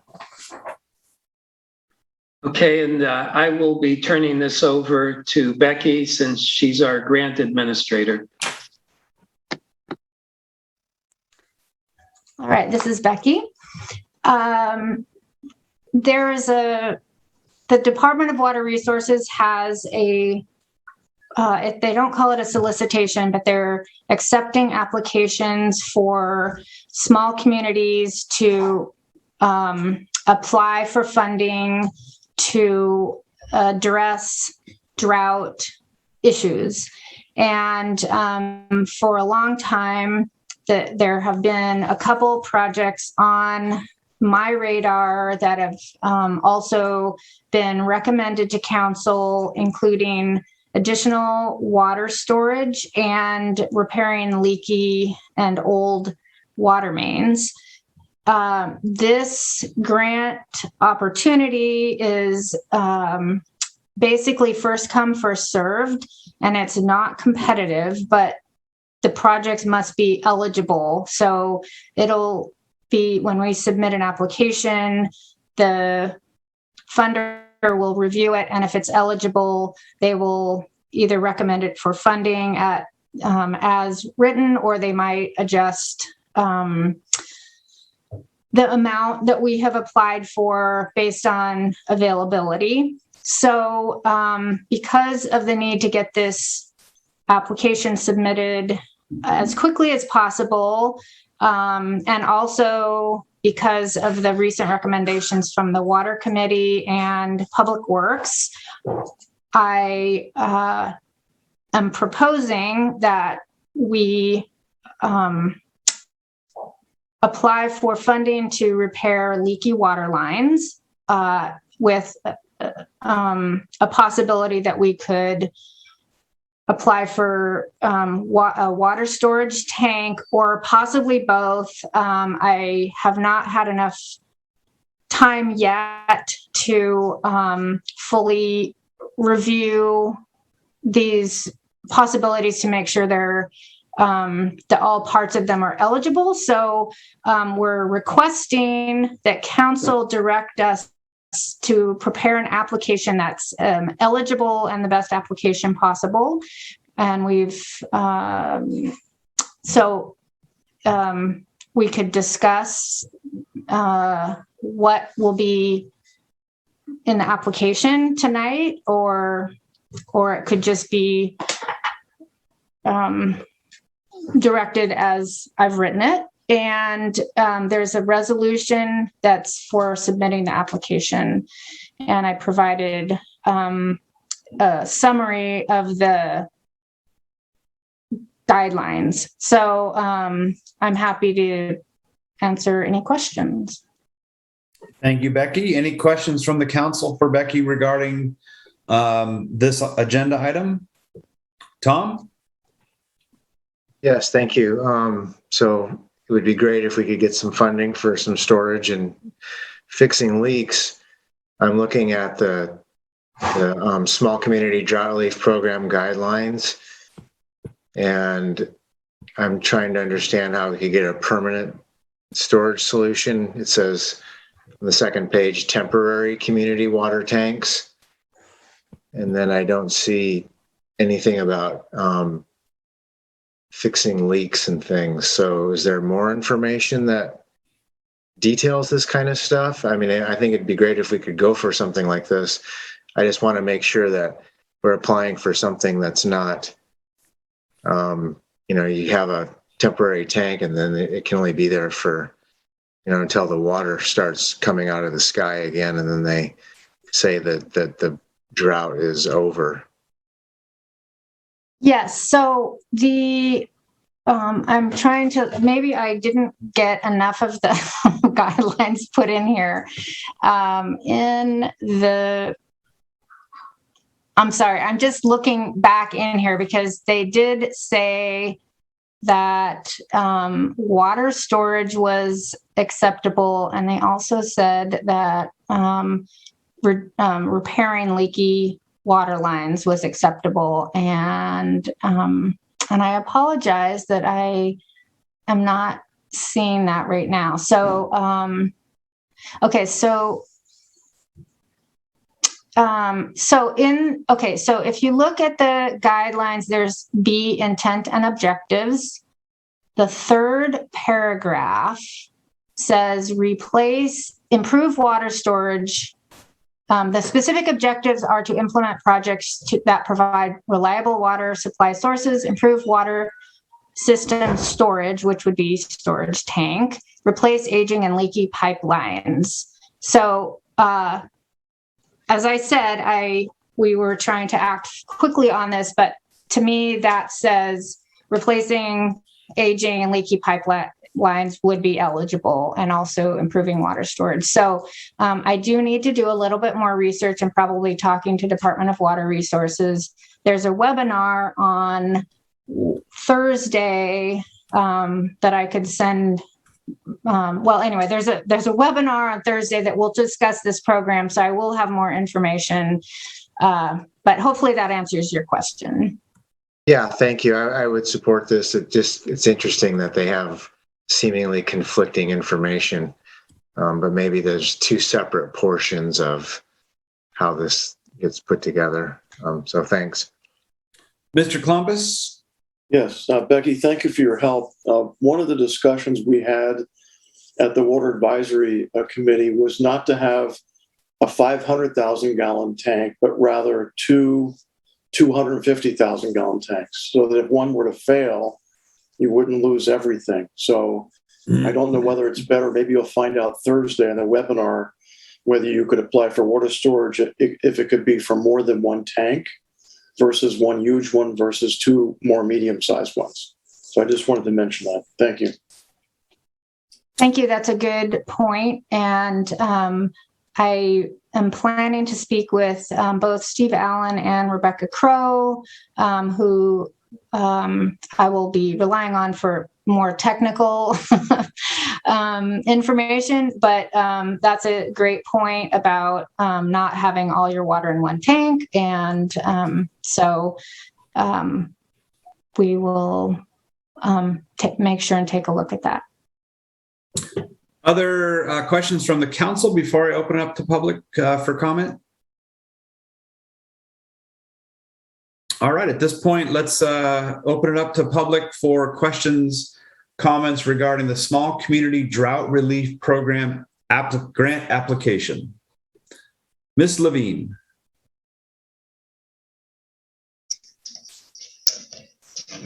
I would suggest, I don't know how much money is involved in the grants, but since fixing leaks is such a big ticket item, I would suggest focusing on that and waiting until after the October meeting, if possible, to decide about adding tanks. Our current tanks are not leaking. And if it's decided in October to hook up to Humboldt Bay Municipal Water District, we wouldn't need extra holding tanks. All right, thank you for your comment. You're welcome. Other comments from the general public?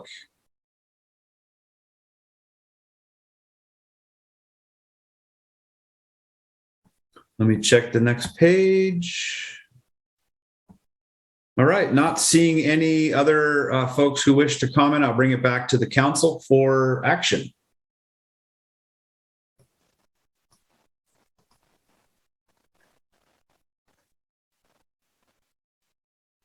So you're looking for a motion? For Yes. that? Okay, Sorry, I don't have the packet in front of me right now. I don't want that. I'll wait so I don't misstate it. Mr. Klumpus, you're on mute, sir. Thank you. I'd like to make a motion to pass resolution 2021-11, a resolution of the City Council of the City of Trinidad authorizing the grant application acceptance and execution for the Trinidad Drought Relief Project. I'll second that. So we have a first and second. Gabe, if I could have you do roll call votes for the discussion action items, I would appreciate it. Yes, Mr. Mayor. I'm looking at the staff recommendations in the staff report, just making sure that the motion reflects the entire approval being requested, not only the resolution 2021-11, but authorizing staff to complete the application, which I think is in the resolution, and authorizing up to $4,000 in water funds to be spent for the grant application technical assistance. Can we rope that into this motion? Is that acceptable to the council? Yes. Okay, so we'll add that to the motion and we'll go ahead with the vote. We'll start with Councilmember West. Yes. Klompus. Yes. Grover.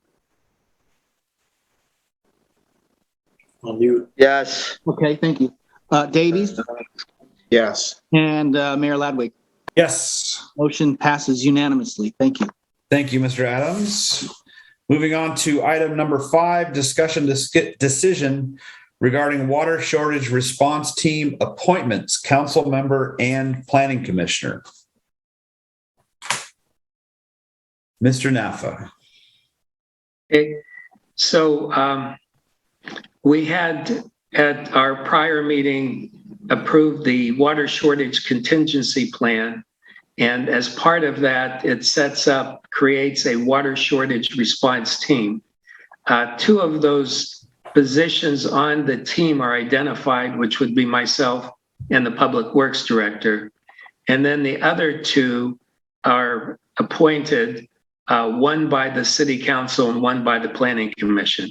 So we're suggesting that the council appoint their council member, hopefully tonight, and then ask that the Planning Commission at their meeting tomorrow night address appointing a planning commissioner to the water shortage response team. So that's all I have. Thank you very much. Do we have any councilors who wish to throw their name in the hat?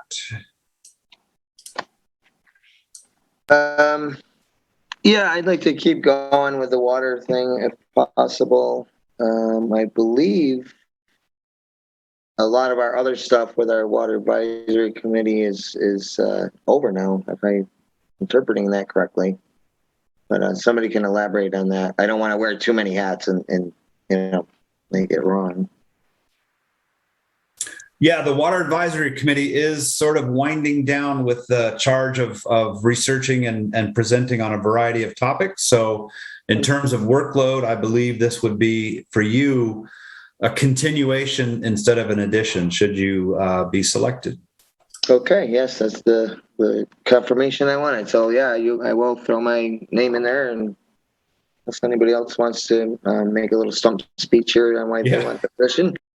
Anybody want to challenge Dave for his offer? All right, let me get a quick opportunity for public input on the council appointment of a member of the council, rather, being appointed to the water shortage response team. Any public comment on this? All right. Bringing it back to council, I would definitely make a motion to approve David Grover's request to be appointed to the water shortage response team as a council member. I'll second that. All right, we have a first and a second. Again, Mr. Adams, if you don't mind, just for all of these items, doing a roll call vote, that would be great. Yes, sir, Mr. Mayor. So we've got a motion from you, Mayor Ladwig, and a second from Councilmember West to appoint City Council Member David Grover to the Water Shortage Response Team and request the Planning Commission appoint a planning commissioner at their next meeting to the Water Shortage Response Team. And we'll start with a vote. Councilmember West? Yes. Klompus? Yes. Grover? Yes. Davies? Yes. Mayor Ladwig? Yes. Passes unanimously. Thank you very much. And thank you for offering to continue your involvement, Mr. Grover. At this point, we'll move on to item number 6, discussion decision to select dates, times, and council representatives to a government-to-government consultation with the Trinidad Rancheria. Eli, can you please introduce this topic? Sure. So the Trinidad Rancheria, in a letter dated May 26, 2021, requested a government-to-government consultation to discuss the Trinidad head sign. At that point, the government-to-government policy for the city was not approved yet. However, at our last meeting, the government-to-government policy was approved, so that is in place now, and we can proceed with government-to-government consultation. The government-to-government policy notes that any involvement of any council members, 1, 2, or the whole body, would need to be done in an open session. Otherwise, staff could participate in a closed session. So this would be a request for an open session, and the request by the Rancheria is what they would like to have the consultation on either September 20th, next Monday, or September 21st, next Tuesday at 10 a.m. The City Council should appoint 2 council members as an ad hoc committee for the purpose of this particular consultation. And then I believe Jackie's on here, so maybe she could at some point just clarify if this would be via Zoom or would be in person. So we would know the availability of the council members' schedules, since several of our council members do work. So I'll turn it back over to you, Steve, and then if Jackie wants to weigh in, and then you guys can discuss and see who would be interested in serving on this ad hoc committee. Thank you, Eli. Yes, Ms. Foster-Carmison, if you can weigh in on the nature of the format of the meeting or anything else that you wish to add, that would be great. Thank you, Mayor Ladwig. Yes, I believe the tribal council did want to meet in person. If that is acceptable, if not, then Zoom would be, the second alternative. And we suggested September 20th and 21st, but those are not the only dates that would be available. So it just, if the council would prefer Zoom, then I'm sure the tribal council would accommodate that. But I think the intent was to do a face-to-face if possible.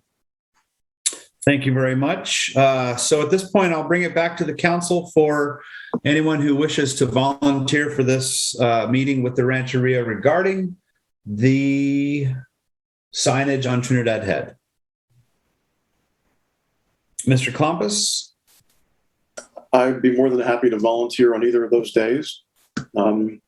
I was able to meet with Eli with a phone call to the Troy Ancestral Society, so I've kind of heard one aspect of it. It would be nice to hear another aspect to hopefully bring these two folks together to complete the sign. I'd be happy to do you have a preference, Richard, for in-person or Zoom? I would prefer Zoom just for safety purposes, but okay. I just, either way is fine, but Zoom would be my recommendation. Okay. Do we have anyone else who is interested in participating in this ad hoc committee? I'm interested, but I will be out of town both the 20th and 21st. So if we could do it by, if I could come in by Zoom, I could attend the meeting. I believe I've got to double check the calendar and see if, since I am visiting, I want to make sure I'm going to be here. But both days right now are free. So council, we have two volunteers for participation in this ad hoc committee, both of whom it sounds like would prefer Zoom, one due to proximity and one due to health concerns. So at this point, do we have any further discussion? I would also recommend Zoom because it's supposed to be an open public meeting. And at this time, we're not inviting the public to open public meetings in person. So that's all I have to say about that one. Thanks. Thank you, Mr. Davies, for reminding us of that. So at this point, any other comments from the council? Any public comment regarding the formation of an ad hoc committee to meet with the Rancheria regarding signage on Trinidad Head?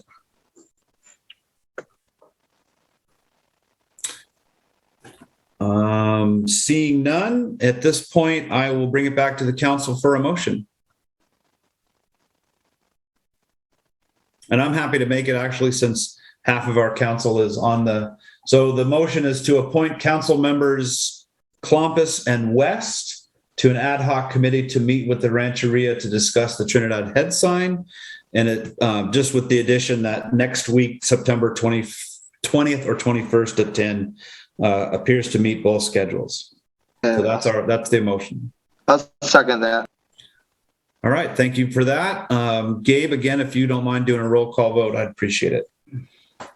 Yes, Mr. Mayor, I think the motion that you recited was very clear, appointing council members West and Klompus to the ad hoc committee to meet to discuss the Trinidad Head sign with the Rancheria on the 20th or 21st, optional at their availability, and we'll go ahead with it. I apologize, Gabe. I see that Ms. Hostler's hand is up. Okay. Jackie, did you want to add something?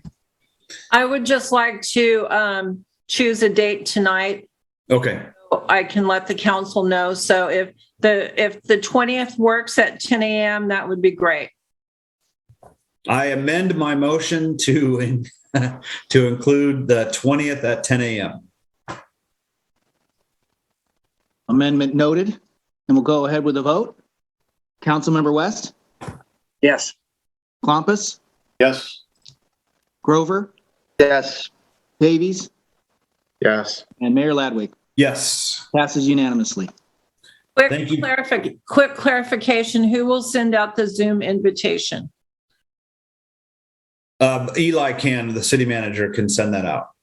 Wonderful. Thank you very much. Thank you. Thank you. I see a hand from Ms. Provolt. Yes, thank you so much. And since this is an open meeting, I'm assuming it will be on the city council calendar, and posted as you normally do special meetings. Thank you. Yes, fully noticed, fully accessible to the public. Absolutely. All right, moving on to item number 7, presentation from Water Advisory Committee regarding Mill Creek water rights and motion to accumulate flow data for Mill Creek. Sorry about that, folks. So who would like to introduce our next? Is it Bryce? Yes, Mr. Mayor, I'm here from 462 Ocean Avenue, Trinidad. All right, thank you, Mr. Kinney. The floor is yours. Thank you very much. In your agenda packet was a short 4-page report going over kind of the history of the Mill Creek water rights and some other information. I'm sure you've all had a chance to read that, so I'd be happy to answer any questions that you might have about the report. My recommendation is that the city start monitoring the flow of Mill Creek as it does with Luffenholtz Creek. Somehow in the packet, it got to be noted that the monitoring would only be over the next 5 weeks. And that wasn't my recommendation, and I don't think it makes any sense. But I do understand that at the October meeting, the city might be deciding whether it's going to get water from McKinleyville up here. But even if that happens, it will be many years before that actually gets here. So the city might want to consider utilizing the license that it currently has to take water out of Mill Creek as a, to shore it up until the water, gets here from McKinleyville, if that's what's going to happen. So my recommendation is just start keeping track of the flow out of Mill Creek, just so you know how much water is there and can make better informed decisions. So I'd be happy to take any questions. Any questions from the council for Mr. Kinney regarding Mill Creek? Mr. Klompus. Yeah, just a comment. We did talk about this at the committee, and I fully support the idea of getting some localized measurements. It would have to be done manually, so we don't have to go the expense of a telemetry system. But we discussed this pretty thoroughly at the Water Advisory Committee, and we all agree there should be some short-term measurements. So I want to support Mr. Kenny on this agenda item. Okay. Other comments, questions from the council? I would support this as well with the removal of the 5 weeks. That was the recommendation, that it's for longer than 5 weeks. From my recollection, I listened to the meeting. Okay. Mr. West? I agree with what Tom said. I think it's a great idea, and I'd like to see it go until, and maybe if we need to come back to the council to ask it to think that there'd be a good time to end it. But I think it's a good idea, and I like the idea of finding out that information. It also looks like it's a fairly low-cost plan, so I think it's good for everybody. Okay. Mr. Klompus? Yeah, if the rains are expected in November, To me, I would recommend that we do readings weekly up until November 1st. It doesn't really do any good to measure it when there's rainfall and we don't need water from that creek. So the idea was to measure the low flow and see whether or not it could be a supplement to Liffenholtz during the dry season. So it would be, to me, more straightforward to make weekly measurements at least until November 1st, and then rethink this and review it and see whether it's still worth it to continue beyond that. I concur with most of what's been said here too. I'm not opposed to setting a longer time limit on. I think 5 weeks is too short. I'd like to see at least double that so we can make some determinations. But I also concur with what Councilmember Klump has said about when it's heavy rains come, it's kind of a moot point. So that's my 2 cents. Mr. Kinney? Yeah, actually, I disagree with that. It's not a moot point. We monitor Liffenholtz Creek all the time, all year round, not just. So what you want to do is get an idea how much water comes down this creek, say in a year, for example. And if we're using a measuring stick too, if it's manually, I guess it doesn't even matter either. Might as well just leave it there and keep track of it. If that's what you're getting at there. I agree with that. Mr. Columbus? Yes, I do want to clarify, Bryce, that before the telemetry system was put in at a cost of about $28,000 to the city, we had manual measurements done, but only during the dry season. There were never measurements done at Liffenholtz in 2020 during the wet season. It stopped November 1st. So we can do measurements this year because we have the telemetry system beyond November 1st. But last year, when it was done manually, it stopped November 1st because of the rains. right, but everybody, it's been generally agreed that it's kind of a problem that we don't have good data, long-term data from Liffenholtz Creek because nobody was keeping track of it, constantly. So seems to me, if you have a resource, you should at least know to what, what's the volume of it? What's it, how much water flows down there? It's up to you guys. I'm just chiming in here, but it wouldn't be hard for somebody to check, once every couple of weeks or, throughout the year. But go ahead and set it up any way you want. And what I'm hearing everyone really trying to maybe pin down a date or not, but really what I'm hearing is that we want to see what the capacity of Mill Creek is during the dry season. So if we want to word our efforts here to really just get a sense of the Mill Creek flow during the dry season, it may be November, it may be December. Because that's what we're really after. So I just offer that as a consideration, because I agree that having a sense of what Mill Creek is capable of will inform what the city is doing. Yeah, I kind of like that too. I think I like the direction we're going. Maybe do it until November 1st and then reassess if we want to continue the observation, which will most likely happen, either way. It doesn't have to not happen no matter what we decide as a council, but at least till November 1st. If I could put that into the form of a motion, but I don't think we've heard from the public yet, so I'll wait. Yeah, I would like to open it up to the public, but it just, other comments, questions from the council before we open it up to the public? Mr. West? We like to have this come back to the city manager then as to decide for him make a decision, or do we want it to come back to the council as far as the decision on whether to continue or not? I think tonight's motion ought to give clear guidance to the duration. That just keeps it easier.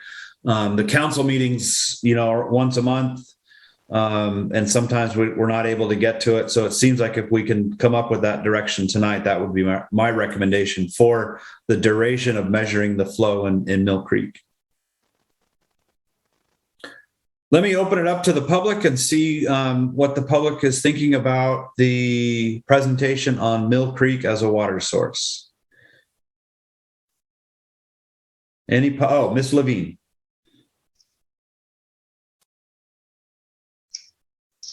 I think it would be a waste of water funds to monitor Mill Creek because if Lough Halls is too low to supply Trinidad, Mill Creek will be of no help since it's a smaller creek, just as susceptible to drought. However, if the council wishes to monitor Mill Creek for reasons I don't understand, I recommend the council authorize obtaining a legal easement to the old water plant site. First, there has been conflicting hearsay comments from the landowner, including he would probably grant easement, he may grant easement, he would probably not grant easement because it wouldn't do any good. So briefly, it makes no economic sense to invest funds in Mill Creek monitoring if the city does not invest in a legal easement first. Thank you. You're welcome. Ms. Thompson, I see your hand is up. I agree it would be a waste of time and money to pursue Mill Creek as a supplemental water source for the Lough Creek due to ongoing droughts and our climate emergency. Vote no based on the scientific evidence and climate experts' reports regarding our current drought trends. Vote no based on the well-researched and fact-based reports made by Trinidad's Water Advisory Committee, the Water Ad Hoc Committee, and Council Member Clumpus's report this evening. Vote no based on the findings of City of Trinidad's 2003 water supply feasibility study. Vote no based on Trinidad's current drought status and Lough current flows levels.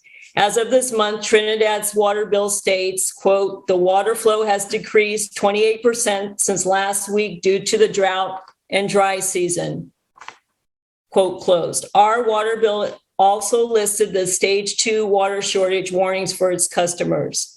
Please make a decision based on current facts, not dead ends like Mill Creek. Thank you. Thank you, Ms. Thompson. Other comments from the general public or questions?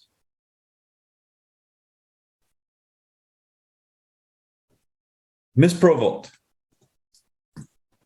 Thank you, Mayor and Council. I just think that, if I was sitting where you're sitting, I think you'd want to look at all options. And, the only thing that I don't see in this is the cost. What is the cost of doing this? And, but I would think that you would want to look at all options. And this is an option that, seems reasonable and possibly doable. And so that was my comment. Thank you. Thank you.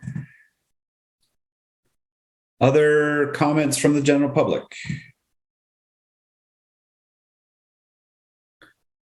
All right, I'm going to bring it back. I have a question for Mr. Kinney. In the previous use of Mill Creek, there was a small earthen dam. How was the water treated and distributed to folks when we were using that earthen dam and reservoir? Well, it was distributed with a pump and a water tank that was up there near the creek. I'm not sure what they were doing in terms of treatment back in 1957 when they first got the water right established, but it was kind of like a miniature system of what we have now. So if we were to take this to one possible terminus, we would need some sort of filtration distribution system in addition to access to the water right. We would need some sort of distribution system and filtration. Yeah, I would envision pumping it up to the existing treatment plant. Okay. Running it through just like is done with Lough Creek. Okay. Just wanted to make sure I had that. That was the part, because I knew it was so long ago that water was used. I wasn't aware of what infrastructure was available. So back to the council for recommendations on, or not recommend, for basically reaction to the Water Advisory Committee's presentation on Mill Creek. Mr. Klompus. Yeah, just a point of clarification. The 2003 water feasibility study by Winsler and Kelly indicated at that time the city used either individual wells or pumped the water from Mill Creek untreated to people's homes. So there was no treatment according to that report. So wow. Previous information I've gotten from Ryan Desmond is that the current water treatment plant is set up very specifically for water from Liffenholtz. Mill Creek water, although it's in a similar watershed, is different and may require tweaking the system to get it to perform properly to meet state regulation. So it's not as if you can just pump the water right in the plant and process it the same. It would have to be potentially processed a little bit differently. And I don't know whether they have the current infrastructure to be able to perform that duty. Okay, thank you for that. Mr. Davies? Yeah, thank you. I would like to propose a motion that we would be monitoring the flow of Mill Creek through the end of the next succeeding dry season. So that would put us into a year. We would have at least a year's worth of data. And it's going to be done manually and perhaps on a bi-weekly basis. Richard? I would like to know what the cost of that would be, because you'd have to have someone from Pacific Watershed like Todd Kramer come out twice a week and drive there to make measurements. It will not be an inexpensive exercise. So I would like to know what the cost would be to measure it twice a week for a year. Bi-weekly is every 2 weeks. Every 2 weeks, but it's not going to be inexpensive, and I would prefer to know what the cost would be. So I would propose to change my motion to bring this back to the next city council meeting with a cost measurement of a manual reading. And I heard Dave mention something about a stick in the creek. So I've seen that on state parks before.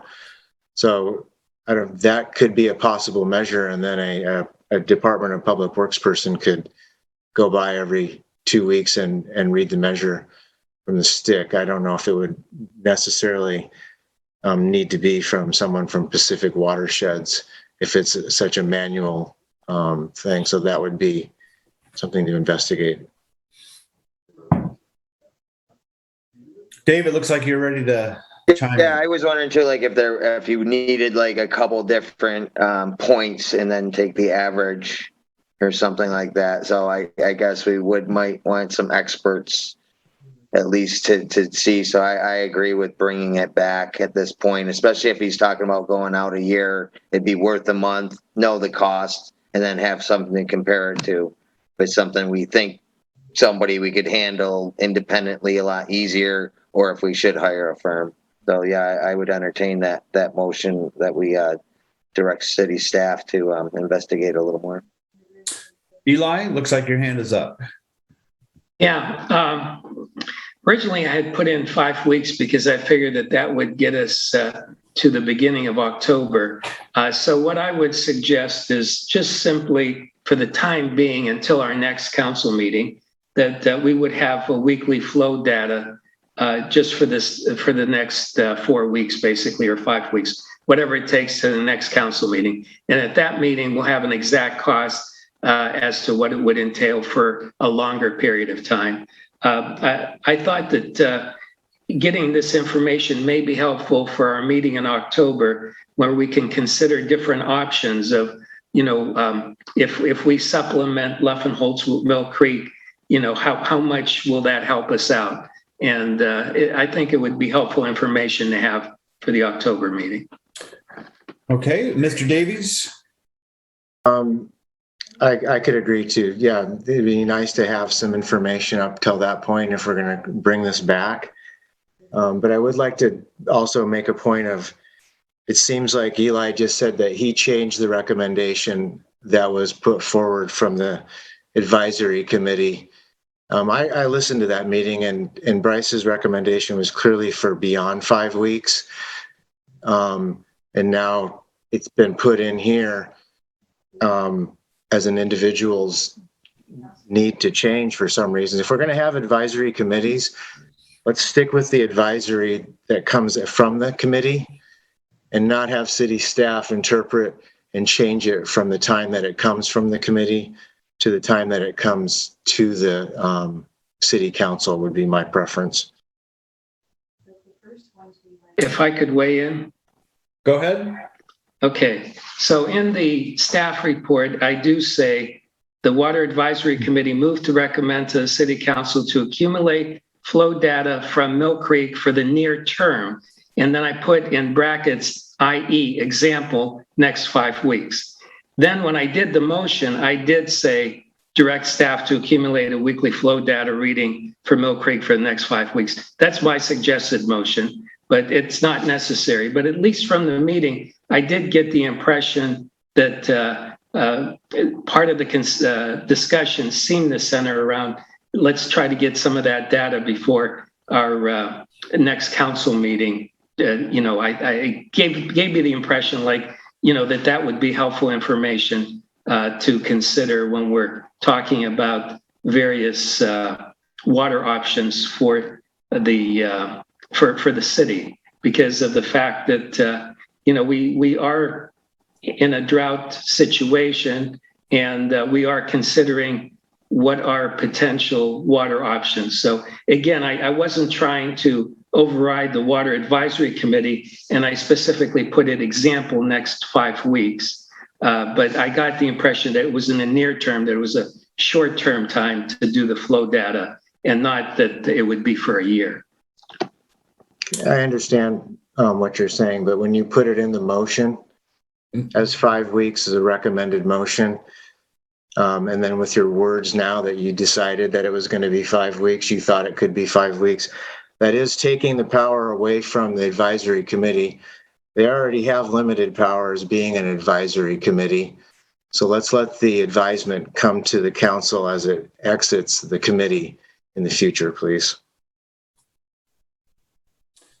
Mr. Miller, I see your hand is up. Thank you. I don't recall in our meeting that we discussed the time frame for doing these. We said it would be a good idea to get data, and all of us volunteered for the water committee because we were concerned about water shortages. And there's general agreement, I think by most people on screen today, the water shortage is the dry season. So we don't have a problem at all during the wet season, and to exert staff time or anybody's time to measure when the water's flowing and we don't have a water problem doesn't make a whole lot of sense. The water committee did not vote for any particular length of time. They generally supported the notion that it would, we agreed that it would be good to get data. And in the minds of everybody that I knew on the water committee, and I'm not reading minds in particular, but our job on the committee is to deal with water shortages, which don't occur after the rains start flowing in a predictable way every winter. Okay, so I think a short-term thing was intended from the water committee, and I think that the city manager had the correct interpretation. We didn't actually take a vote, and we don't have any power. It's your job as a council to decide what you want to do. That's exactly my point. Thank you for supporting me in that. I listened to the meeting, and you're exactly right. There was not a determination made.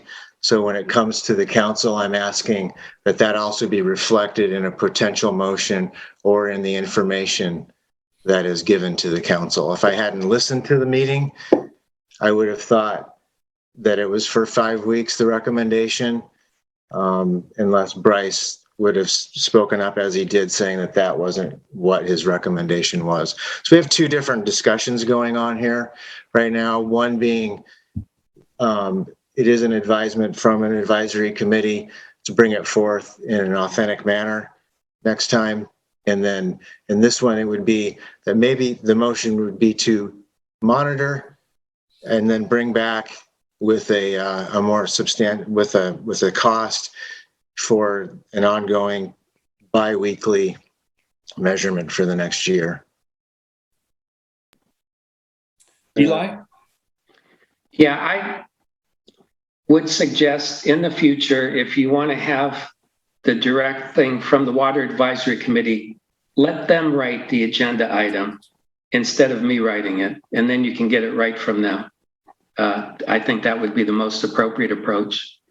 Since there were 2 agenda items from the Water Advisory Committee that I ended up putting together, I think just have them prepare it. That would be the best. That might be a good idea, but before the committee leaves, you should already have the recommendation written down and understood from the committee. So I don't want to discuss this anymore because we're getting completely off topic in this policy and procedure. This is my opinion. I understand you don't agree with it, but I'd like to move forward with this item. I'll agree with that. If we could have a motion, let's run it through the council. Mr. Grover. Yes, I'll make a motion that we do a flow observation of Mill Creek until our next council meeting and get some information on what continued cost of those flow readings would be if we were to continue it. I'll second that motion. Elegant solution. So we have a first from Grover, a second from Davies. Gabe, if you could do a roll call vote, I'd appreciate it. Yes, Mr. Mayor. I will just clarify briefly, just so I have the right motion here. I'm hearing a motion from, was it Davies and then seconded by Grover? No, I actually made the motion. Okay, thank you. So Grover and seconded by Davies to monitor the Mill Creek flow rate, let's say manually, until the next council meeting and return at that meeting with a request for proposal from Pacific Watershed Associates for ongoing flow rate monitoring, perhaps through the dry season 2022. Does that sound pretty accurate? Okay. Yes, but I'd like to make a quick amendment based on what I just saw in the chat box. I would recommend at this point to just do it weekly because we're our limiting time, so at least we'll get a few readings. Okay, so through monitoring the flow rate manually through until the next meeting on a weekly basis. Correct. Returning with a more substantial proposal for monitoring through the 2022 dry season. Got it? Okay, we're moving on with the vote. We'll start with Councilmember West. Yes. Klompus. Yes. Grover. Yes. Davies. Yes. And Mayor Ladwig. Yes. Passes unanimously. Thank you very much. At this point, we will move to item number 8, presentation from Water Advisory Committee regarding trucking in water option during an emergency. I believe we turn this over to Mr. Grover. Yeah, this is me, and Councilmember Klumpus is going to share the screen there of my updated reservation. He should have that. I think you got to scroll down a little yeah, there you go. My updated, okay, after expanding my outreach to 3 more potable water supply companies, as projected on table A, I managed to speak to 1 more agent, Mara. She had been employed by 6 Rivers bulk water delivery for several years, so seemed to know what she was talking about. And the resulting average retail cost amongst the potable water delivery that I was able to confirm with experts like Mara and Bill Puryear, who Trinidad has dealt with for several years, was about 8 to 10 cents per gallon, or about $500 for 5,600 gallons. This would indicate that trucking water in Trinidad at current retail pricing is not sustainable based on our current water usage provided by the current Water Advisory Committee and the most current data by our engineers. So yes, apparatus engineered and installed for water treatment or other support within the adjacent to the Trinidad water service would not be cost effective. So I don't think we should pursue trucking and water as a city at this time. My own personal thought, if somebody really wants to make the point of saving water and not having to pipe it in, they would have to set up gray water systems for irrigation and a potable water storage. And if you think about it, if you paid $500, you'd be paying a lot more than you normally would for water. But I don't think people use that much. You'd be paying a lot more than you pay the city now, but you'd be saving the city's ecosystem basically. That's probably not feasible. There's probably couldn't get enough people on board to do that. So that's pretty much where we are now. I have been doing my own observations, traversing the riparian area of Mill Creek. The surface supply, that the water is definitely coming from below the surface. It's ice cold. It was great when I hurt my ankle a couple weeks ago. I sat in the water. So we know it's coming from deep down because it's almost freezing. I couldn't even stand in it more than a minute, which is encouraging. I mean, they could have quite a bit of water, but when we talk about running low at the surface, we're talking about altering the ecosystem, especially the cumulative effects. Right now we have clean water there and we see the bugs on top, and they're the kind that the birds like. They're real meaty and stuff like that. But when we start losing our surface flow and it's not consistent at all, we get different kinds of critters there, and it just changes a lot. So we all want to keep this place pristine. So instead of looking like 20 years, I'm trying to look about 40 or 50 years into the 2100 here. So that's a little off topic, but I had to throw that in there too, because just obviously the whole idea of anything is to have ample water supply. Any municipality, we have to put that as number one. So I'm willing to entertain any questions from council or people in the audience. Questions, comments for Mr. Grover? And Richard, I think you're sharing the screen. If you don't mind unsharing it, just so I can see everybody. But if we do need to go back, we can certainly get there. There you go. Did you have your hand up, Richard? I did. So yes. I just want to be clear, Dave. What you're saying is that if there was a plan B for an emergency, trucked in water is really not the answer. I just want to make sure I'm clear. Yes. We do not have the apparatus set up, and as I think you even discussed, I mean, it would be clean, so it probably wouldn't need the treatment, but yeah, you would have to come up with some way of getting it in there, and you'd have to continually have trucks. There's not enough hours in the day really to bring enough, especially with our current leaks and stuff like that. So that would definitely be, last on the list. And like I said, the only way it would work is if somebody could do it themselves to keep and have their own system or something at this point anyways. And I believe I talked to our Public Works Director, Ryan, a little bit about it, and he agreed that it would be a pretty big deal to have it be a viable source of city water. Thank you. Other questions, comments for Mr. Grover on this topic?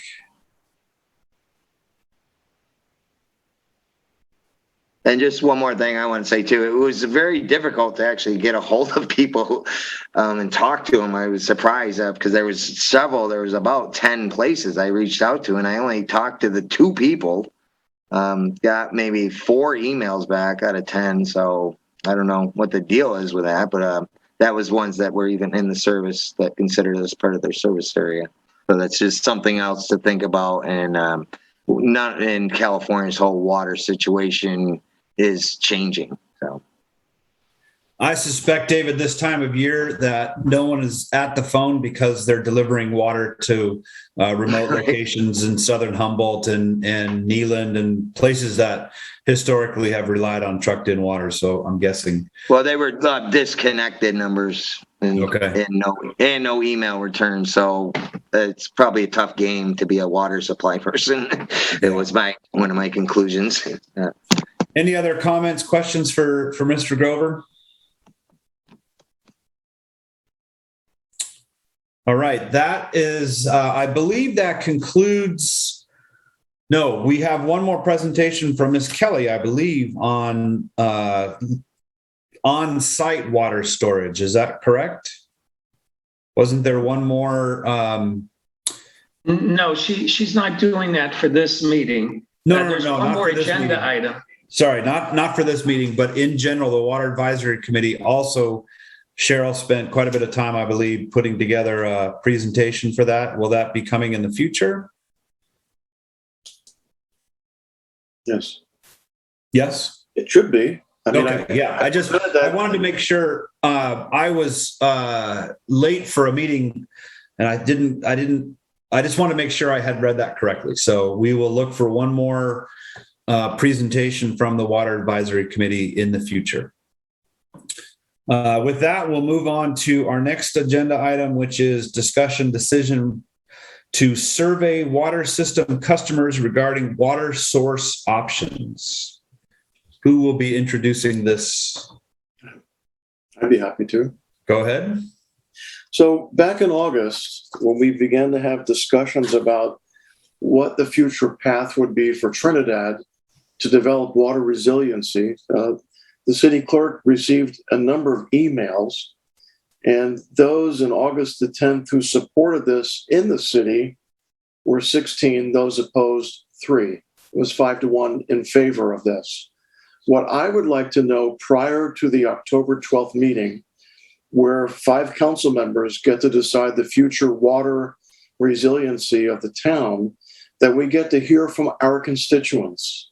This survey would be a portion, like say 350 words or 500 words written by someone who supports Humboldt Bay Water District water.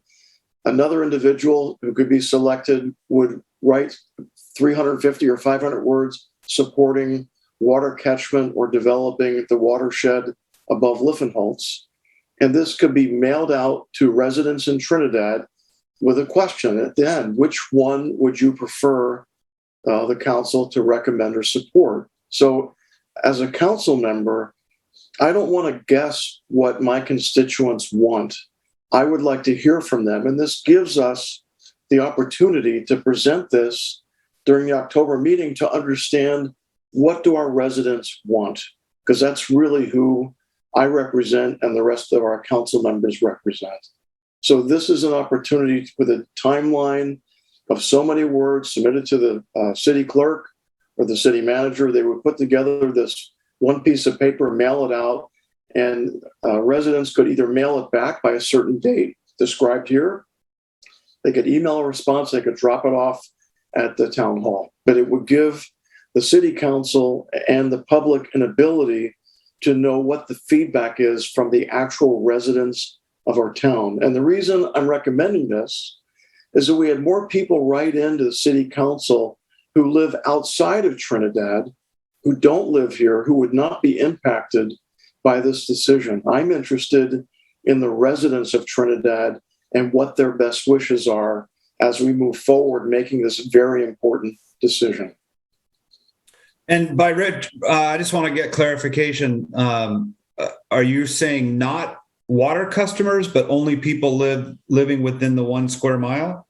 It would be residents of Trinidad, including Trinidad water customers. Yeah, okay. Just want to make sure that was, because not all our customers live within the city limits. Correct. But I really want to hear from our water customers and our residents of Trinidad what they want versus what individuals want who live outside the city and would not be impacted by a decision made by the city council. Questions, comments for Richard from the council?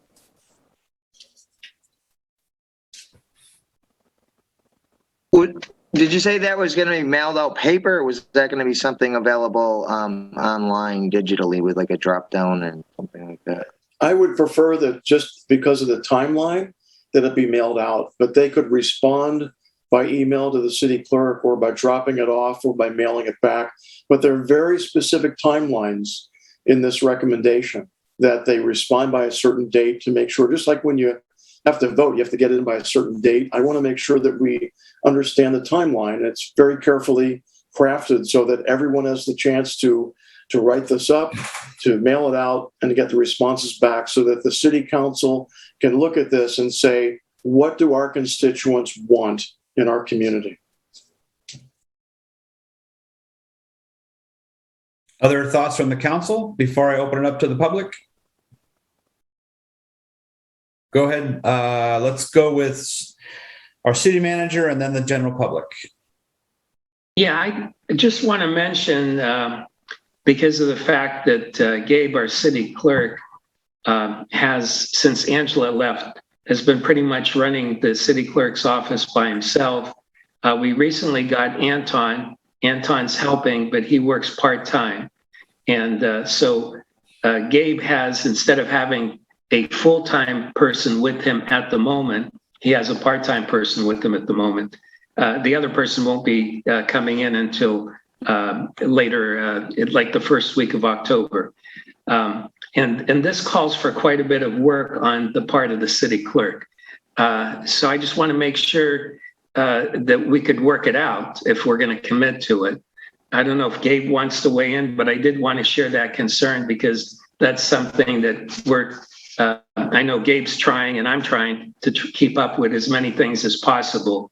And this seems to be quite labor intensive. So I don't know if Gabe wants to weigh in, and then maybe if we can figure out a way to make this work without too much involvement from the city clerk's office.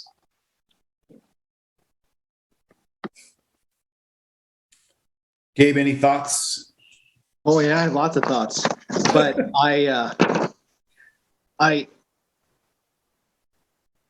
projects like this, when there's 2 weeks left of the month, there's a lot of work that's already in motion, that the city is facing, whether they be just deadlines, general activities, or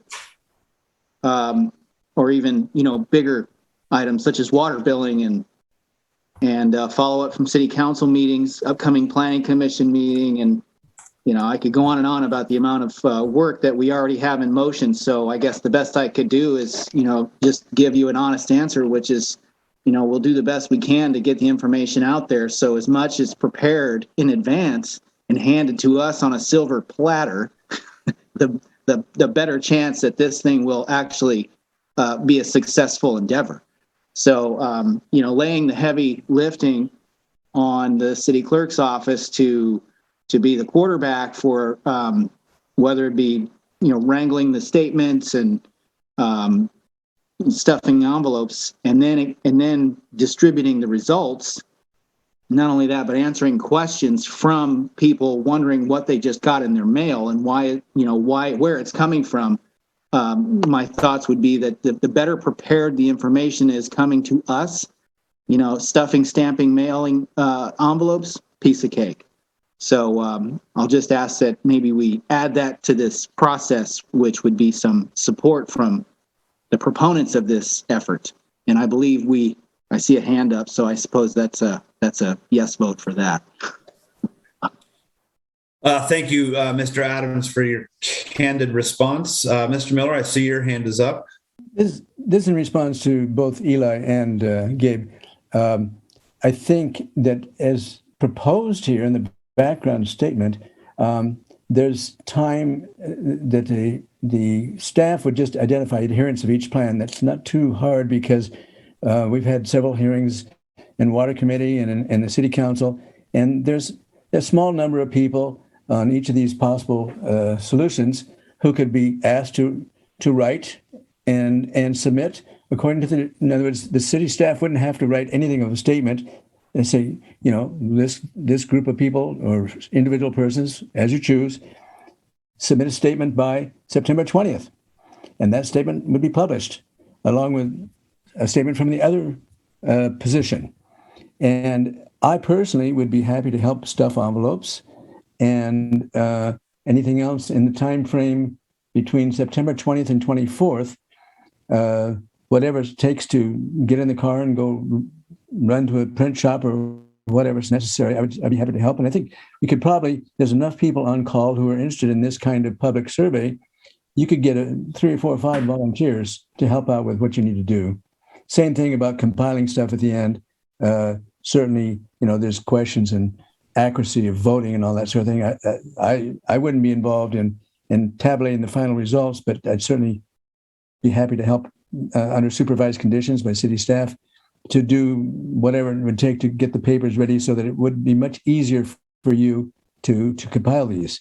I think you can get help from people, and the statements themselves would come from the adherents, according to this statement. The only thing I'd make a recommendation is the council is considering, because it's pretty clear timeline laid out here, is what is necessary to happen. And there's a suggestion that people make a statement of 350 words. That's probably a little bit small. Richard mentioned 350, 500. 500 to 700 is probably more appropriate for each side, but certainly set a maximum for each of the adherents to make a statement, get them to Gabe. Gabe prints them off just the way they're printed from whoever's printer comes from, and says, this is from Team A, this is from Team B, whatever. I think you can get help, Gabe. Thank you, Mr. Miller. Other questions, comments from the council? Richard? Yeah, I do appreciate the work that Gabe has done along the city manager. When it came time to put stickers on the back of the water bills for the first drought warning, I did it personally, and I would be more than happy to work in the office to make this happen. I don't want to be the one responsible to tabulate the results so that people don't feel that I'm biased, but I'd be more than happy to collect the other opinion. I'd be more than happy to get it typed up, get it ready for the printer.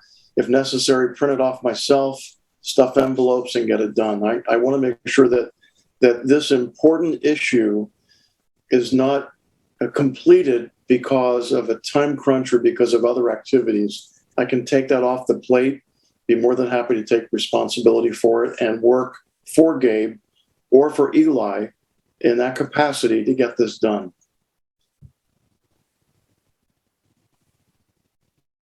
I certainly appreciate what I assume to be an effort to get more involvement by having more forms of feedback. I do feel that the city staff time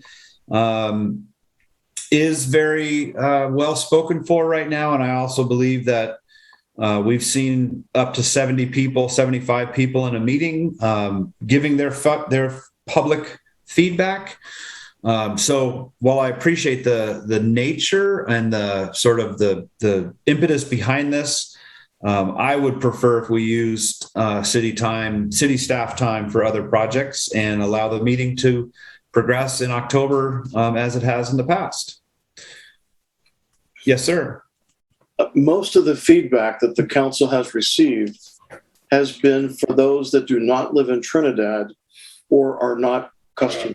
The last time that we had emails sent in, it was up to 24 people outside the city that were interested in this. My concern is this is a very important decision for the council.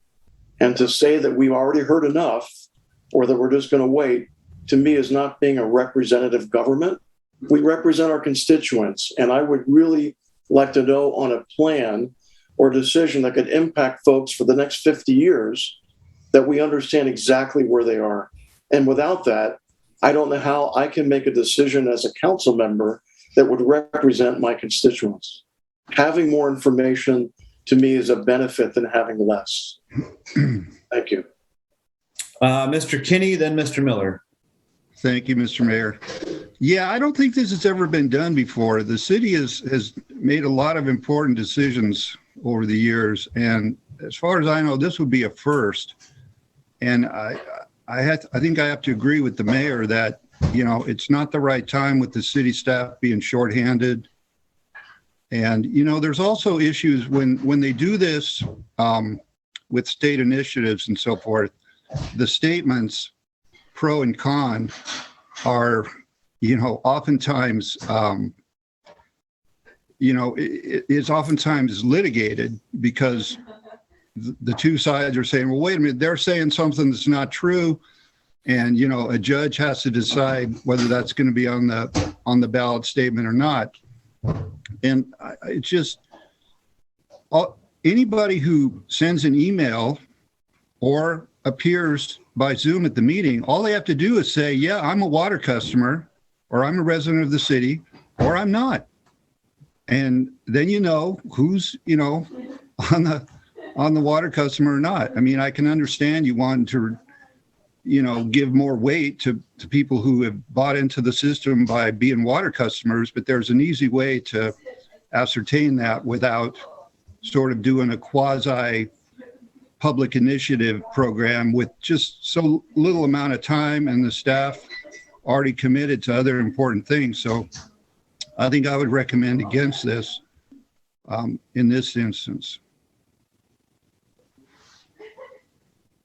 Thank you, Mr. Kinney. Mr. Miller, then Ms. Levine. Thank you. All listeners. Then Ms. Thompson, sorry. All right. Thank you very much. To the last speaker, I might just note that during my time on the council, 10 years, and my time as mayor, there were many, many issues that I felt comfortable deciding for my constituents because they were of consequence, but not huge consequence. And there were a few issues which were of major consequence. And I personally wanted to have a survey of users. And during the time I was on the council, I asked that we have an email list developed. We as a town have the capability to become more democratic, especially for issues that are majorly kind of existential. There's been a few in the last couple of years when we should have surveyed our population. And it feels just a little bit anti-democratic to say, oh, we don't have the time. When you have people volunteering to help staff, when you have, if you look carefully at this background statement, the dates here give enough time to get for each side to prepare a statement, the city to prepare a statement that says the city does not take any responsibility for these statements, that covers them legally. We could even check with Bryce to make sure that this covers the city legally, and each side could take their own consequences for legally being honest. But these are a very important issue, which would decide many things for this town for the next 50 years or so. And for people to say, well, we've heard enough, and we don't have enough staff time, sounds just a bit anti-democratic. At some issues, we need to survey the people who are concerned. Not most of them, but a few. And the fact that we haven't done it before doesn't mean we shouldn't start now. There is time to do it. There is sufficient staff time because if you ask, you will get people who will volunteer. Thank you. Thank you, Mr. Miller. Ms. Levine.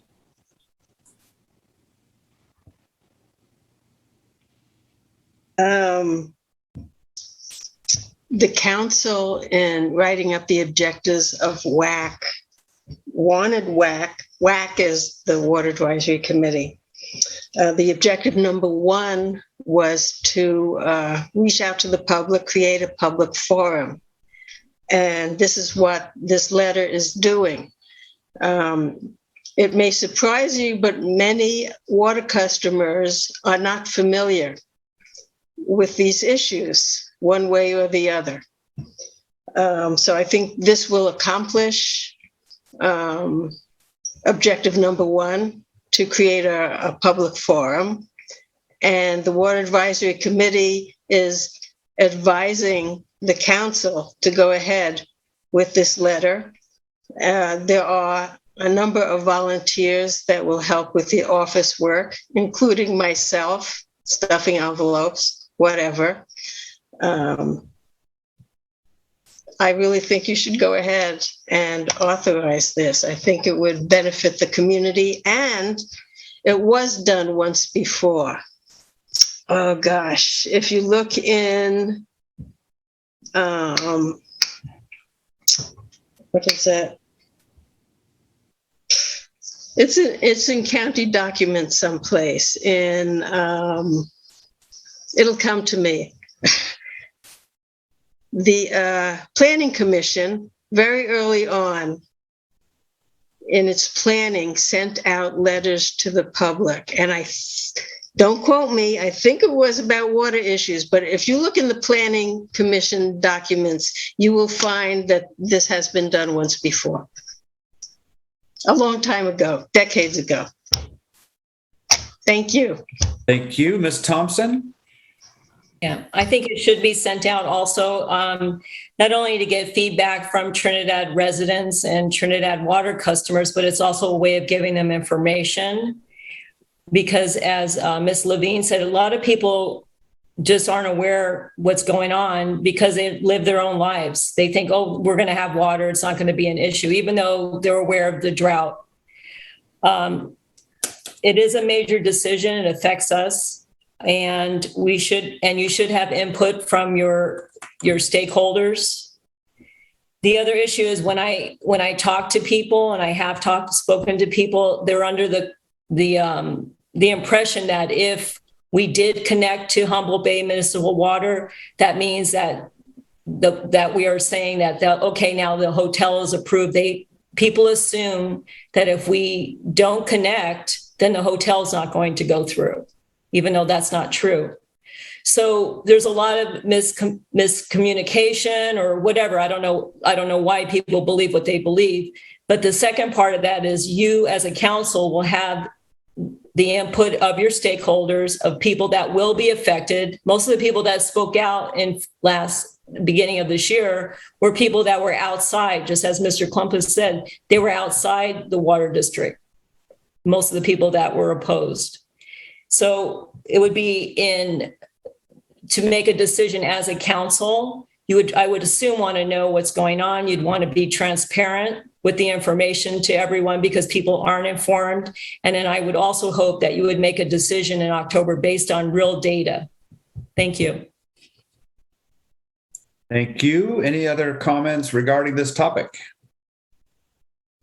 Ms. Provost. Thank you, Mayor and Council. This is certainly something that might be of importance to city to find out from their constituents, of options that are afforded ahead here. But I caution about the rush. When you rush through things, you miss something. And so what I see here is you have people doing different options, develop the store water from Lava Holtz is one option, and you have 350 words. And then you have the participating in the pipeline, that's another. So you have different people presenting these statements that are going to go out to your community. What I don't see is that the council is going to review that survey before it goes out to the community. And I think that that's really important because you don't want to be mixed up. You want to make sure it's very clear what you're asking your continuance, your customers, and your responsibility. If it's coming out from the city, then you need to see what that survey looks like and what it says. And is it really clear on what you're asking? And I agree that you cannot put your staff in this time crunch situation. My next question is, why do you have to have this so within the month? If you really want to get the information and you want to do it right, take the time that's needed to be really clear with your questions and to be really clear what when people respond, what that response means and how you're going to interpret that. So I would just say, why the rush? Take the time, do it thoroughly, be clear in what you're asking your water users, and then the cost. It all comes back to cost. What is this going to cost you, and is it worth that? And it probably will be, but I just think that there's some other things that you need to think about with with this decision tonight. Thank you. Thank you, Ms. Provost. Let me bring it back to the council for final comments, and then perhaps we could have a motion regarding this agenda item. Mr. West? I'm not sure who's going to be writing these things up, but I'm just concerned that we have to get things written up. We have to have both sides written up and have it cleared up, so we not only that we understand it, but that whoever's writing these things up is making it is kind of representing just the different sides, and it's clear. And I'm just concerned that getting it all done and getting it out so we can understand it, and then trying to get that information back, and still in the process, we're going to have to use the city staff and city money to do this. So I just think it's awfully short. I know it's important to understand this, but this doesn't seem like it's going to be. Just doesn't seem like it can get done in time, and no matter what, we're still going to be using a city. And I don't see right now the plan to make sure the city is relieved of at least a lot of the study. I'm hearing, yeah, we will do this, but it hasn't been put together very clearly. So I just think this is a little fast and a little not enough time to think about it. And I'm just not sure who's going to be writing up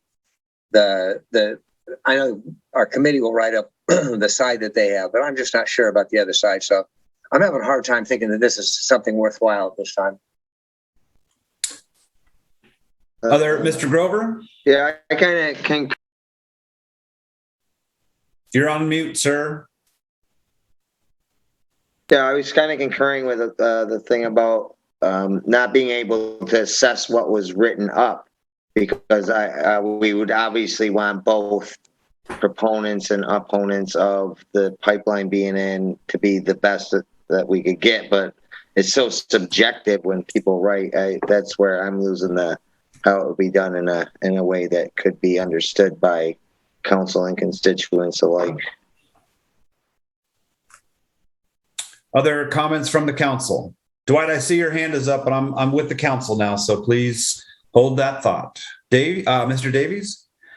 Yeah, I agree. There's a lot. This is very problematic. Fact checking would not be done. And as has been brought up earlier, this stuff is litigated on ballots, on official ballots. I think this is a can of worms that should not be opened. And I don't support this idea. Other comments from the council? All right, let me, Dwight, you have the floor for 60 seconds, please. Thank you, all of you. If you would read just very carefully the background statement in front of you, okay? It's very clear. All of us on camera have heard all of the arguments over the last number of months. You're not going to get a bunch of lies. You're going to have Dave Hankin, and you're going to have Don Allen, and you're going to have Bryce representing the side that says, and others, even council people could commit to this, saying, here's the reasons for having a self-reliant system based on Leavenworth Creek. You're going to have me and a few other folk who say, we are concerned about having a reliable water source during the dry season. You're not going to get a bunch of lies.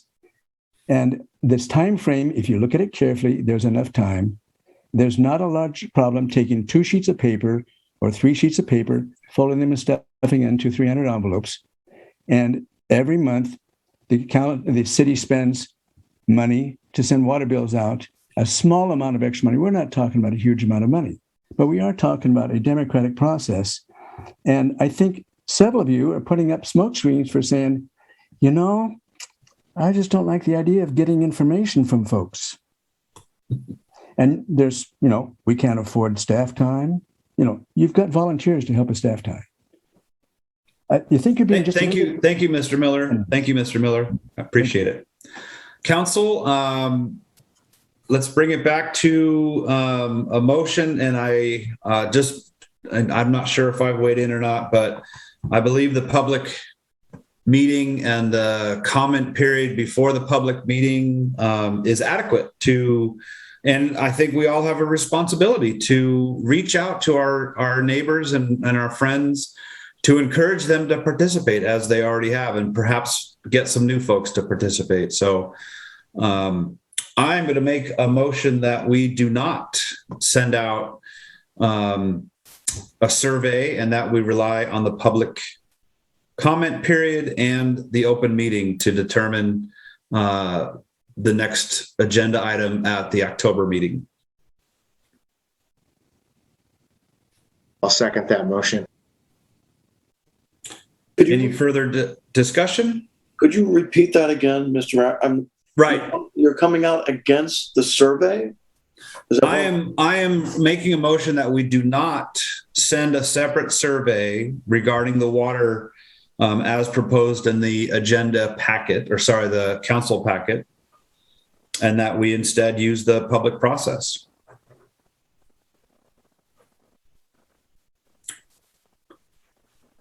And we have a first and we have a second. Any further comments or questions? Gabe, if you could do a roll call vote, I'd appreciate it. Yes, sir, Mr. Mayor. So we've got a motion by Mayor Ladwig, seconded by Councilmember Davies, to not send out a separate survey as proposed in the council meeting packet. We'll go ahead with the vote. Councilmember West. Yes. Councilmember Klompus. No. Councilmember Grover. No. Councilmember Davies. Yes. And Mayor Ladwig. Yes. So we have 3 yeses in support of not sending out the survey. That would be Councilmembers West, Davies, and Ladwig, and 2 noes, Klompus and Grover. So the motion passes to not send out the survey. Thank you for that summary. And I am very serious and I'm very sincere that I want public input. And I believe that our meetings in the past have been a great platform for folks to weigh in. And based on the materials presented in the packet and the discussion at hand. So thank you very much for that discussion. We'll move on to our last item, discussion decision regarding a whole host of legislative activities that Mr. Nepa is bringing to our attention. So Eli, I'm going to pass it over to you. Thank you. So all of these are brought to us courtesy of the League of California Cities. They have a new name. They changed it so that it's just called Cal Cities. They felt that that would be easier for the public. So the first one is 10A, and this is AB 361, sponsored by Revis and Robert, and it's regarding open meetings during declared state of emergency. The League is suggesting support. This would take immediate effect as an urgency statute and require a 2/3 vote in both the Senate and the Assembly to move to the governor's desk. What this would do is basically extend the executive order from March of 2020 that created emergency measures in response for COVID-19 pandemic, allowing cities to conduct remote meetings under the modified Brown Act requirements. And the current one would expire September 30th, 2021. So this is to extend it, meaning that we could continue to have meetings via Zoom or WebEx, and as long as the pandemic continues. So I just wanted to get the direction from the council on these 3 items. Do you want to do them individually, one by one, and give me direction if I would send some kind of a letter to them indicating our support? It seems easiest to keep track of all this if we do it one by one. Council, are you good to weigh in on AB 361 and then continue on? Yes, because I agree with some of them and not all of them. So. Okay. Yeah. So discussion questions for Eli regarding AB 361 that would, if passes, allows us to continue to meet virtually as long as the pandemic is a serious concern. I'm certainly in favor of it. Yeah, we just have to vote, right? We don't have to motion because we're right. Because we need public comment in the process. Yeah. Right. Sure. Right. So any council comment on this or before I go to the public? Okay. Public comment on supporting AB 361 to extend virtual meetings. Okay. Back to the council for a motion. I move to support AB 361 continuing emergency remote meetings. I'll second that. First by Davies, second by Grover. Gabe, can you do a roll call just so that we get through this without any questions? Yes, so we got a motion. Davies, seconded by Grover to, let's see, in support of AB 361 open meetings during declared state of emergency. Councilmember West? Yes. Klompus? Yes. Grover? Yes. Davies? Yes. Hadwig? Yes. Passes unanimously. Thank you very much. Mr. Naffa, the next issue, please. Okay. This is regarding SB 9 Atkins. This is a piece of legislation that has already been to both the Assembly and the Senate and has passed both the Assembly and the Senate and is on the governor's desk for action. This is the League of California Cities is suggesting a veto request by the governor, asking the governor, he has until October 10th to take action and veto the bill.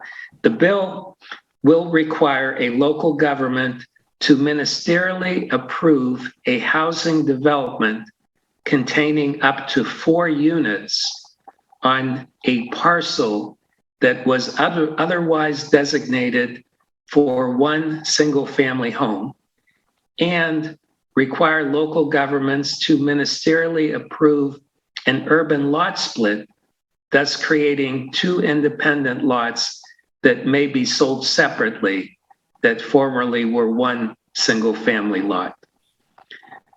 Again, the league is suggesting a veto by the governor, and what we would do is send a letter requesting a veto by the governor if the council so chooses. Questions from the council for Eli?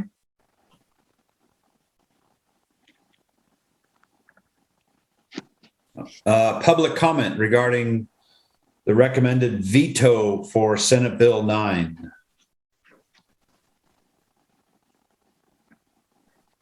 Seeing none, back to council for a motion. I would just like to make a comment on it. Sure. This is it's very selective from my research. It would not affect many thousands of city lots in the state. It would, you would have to be, your lot would have to be this correct size, et cetera, in order to support something like that, from what I've understood. It is helping some housing in the city or in the state of California. As we all know, that there's some huge issues right now. I haven't had a chance, with that said, I haven't had a chance to superly divulge into this. I personally am not comfortable voting on this as a city recommendation. But I don't think it would affect the city of Trinidad. Our lots are too small from what I've looked at before. Not that we should only vote on if it affects us, but we've heard that argument before that we should vote on something that only affects us. So that's my comment with that. I haven't decided how I will carry forward on this.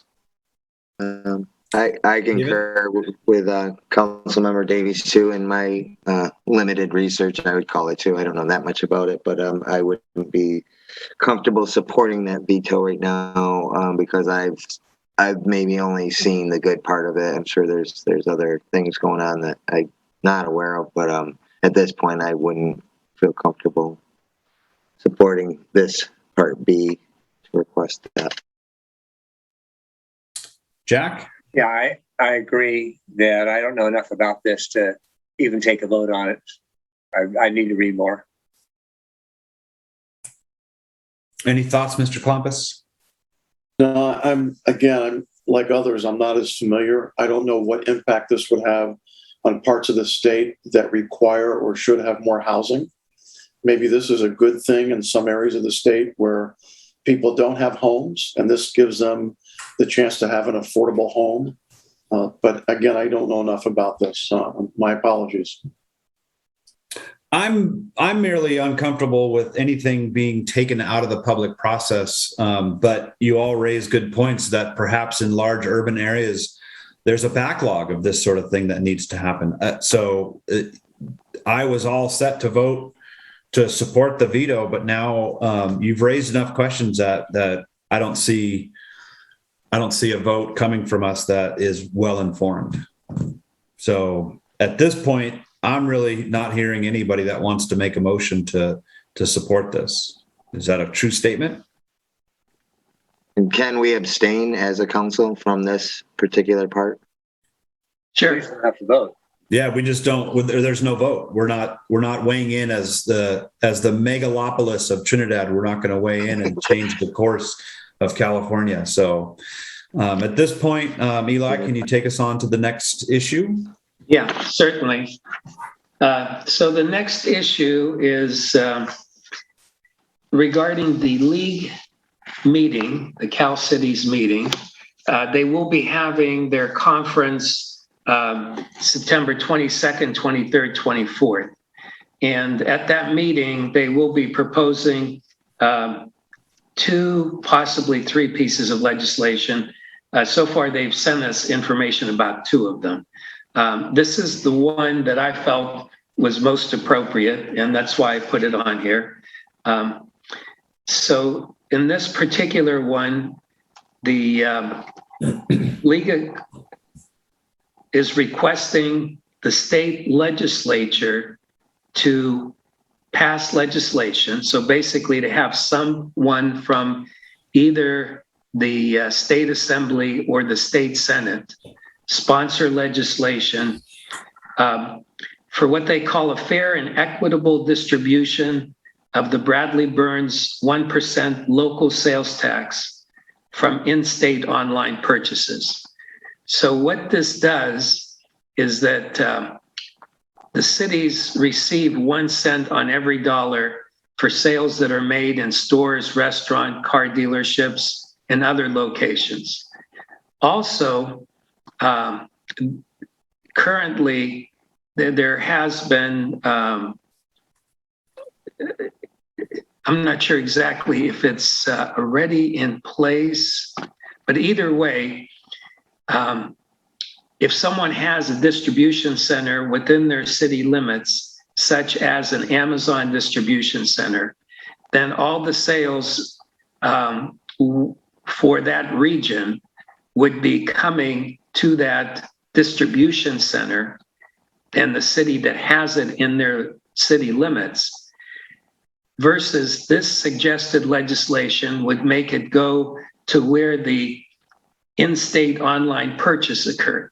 So in other words, everyone in Trinidad, when they buy something from Amazon, the city of Trinidad would get that 1 cent on every dollar, versus one city or several cities benefiting just because they're larger than us, more than 1 square mile, and have room to have distribution centers, and then they get all of the sales tax revenue. So this is to help cities such as us get what would be our fair share. And then this way, wherever those purchases are made. So large cities like LA would get a lot, but cities like Trinidad will still get our share. And rather than cities like Eastvale, which is one that told me don't support this, they have an Amazon distribution center, and they would no longer receive that revenue. So that's why I'm suggesting that we support this particular request by the league for a sponsorship by either an assembly member or a senator to carry a bill to distribute the 1% sales tax to wherever the in-state online purchase occurs. Questions, comments for Eli? Thanks for explaining that. You did a real good job to make it, simple to understand for me. Okay. Other comments, questions from the council? Public comment at this point? Anyone have a comment they want to weigh in on? Ms. Provost? Just a question, Eli. I'm sorry, city manager. If you're not within the city limits, would those sales tax actually go to the county, possibly? And I'm thinking, for example, McKinleyville, which is unincorporated, and they do have a large population in that area. Would those sales tax go to the county of Humboldt, which supports fire and police and things like that? So I didn't get to look through this handout, but I was just wondering if you knew that answer. Thank you. Yeah, that's correct. It would go to the county when it's an area that's unincorporated. Other questions, comments from the public regarding this issue? All right, seeing none, bringing it back to the council for motion.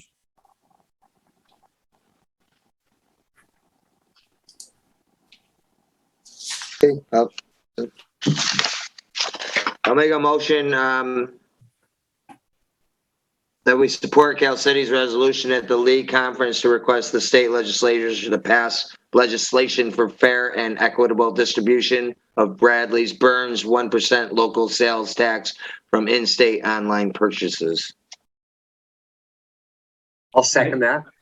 Nicely done, Dave. Nicely done. So we have a first from Grover and a second from West. Gabe, if you can do an roll call, that would be great. Yes, thank you, Mr. Mayor. So motion Grover, seconded West, as read by Councilmember Grover, which is included in the packet to support this resolution. We'll start with Councilmember West. Yes. Klompus. Yes. Grover. Yes. Davies. Yes. And Ladwig. Yes. Passes unanimously. Thank you very much, Mr. Adams, and thanks, Eli, for bringing this to our attention and passing it along to the League of Cities. Or what are we calling it now? The Cal Cities. Cal Cities. Thank you for passing it on to Cal Cities. And I believe that concludes our packet of information for this evening. So at this point, thank you very much for all who weighed in on tonight's discussion. Future agenda items. And if we could move to future agenda items, that would be great. Richard, I saw your hand up. Yes, three things. I want to make sure these are on the agenda for October. The Pacific Watershed Associates report for discussion. Number two, GHD's report for discussion.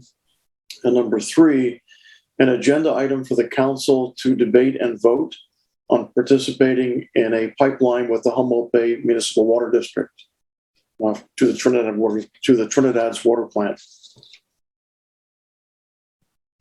So noted. Other, Mr. Davies? Yes.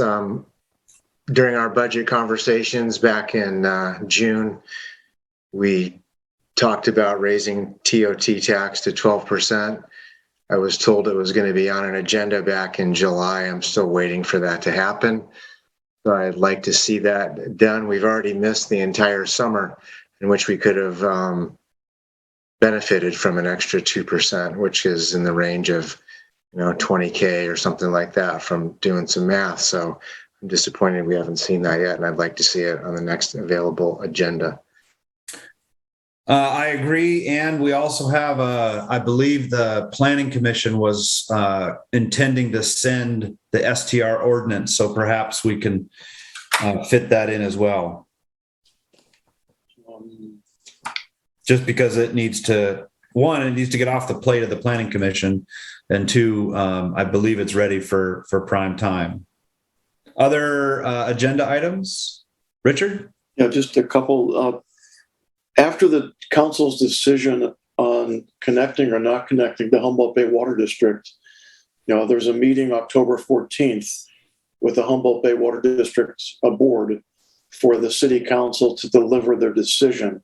I don't know whether we need to make that an agendized item and appoint someone to do that, or whether it can just be a council member and staff directed to talk to Humboldt Bay Water District. It's their board meeting on the 14th. And then the second item that I wanted to have is an update on the water rate study to reevaluate our water rates this year to see whether we need to raise them to take care of some repairs and other activities. Okay.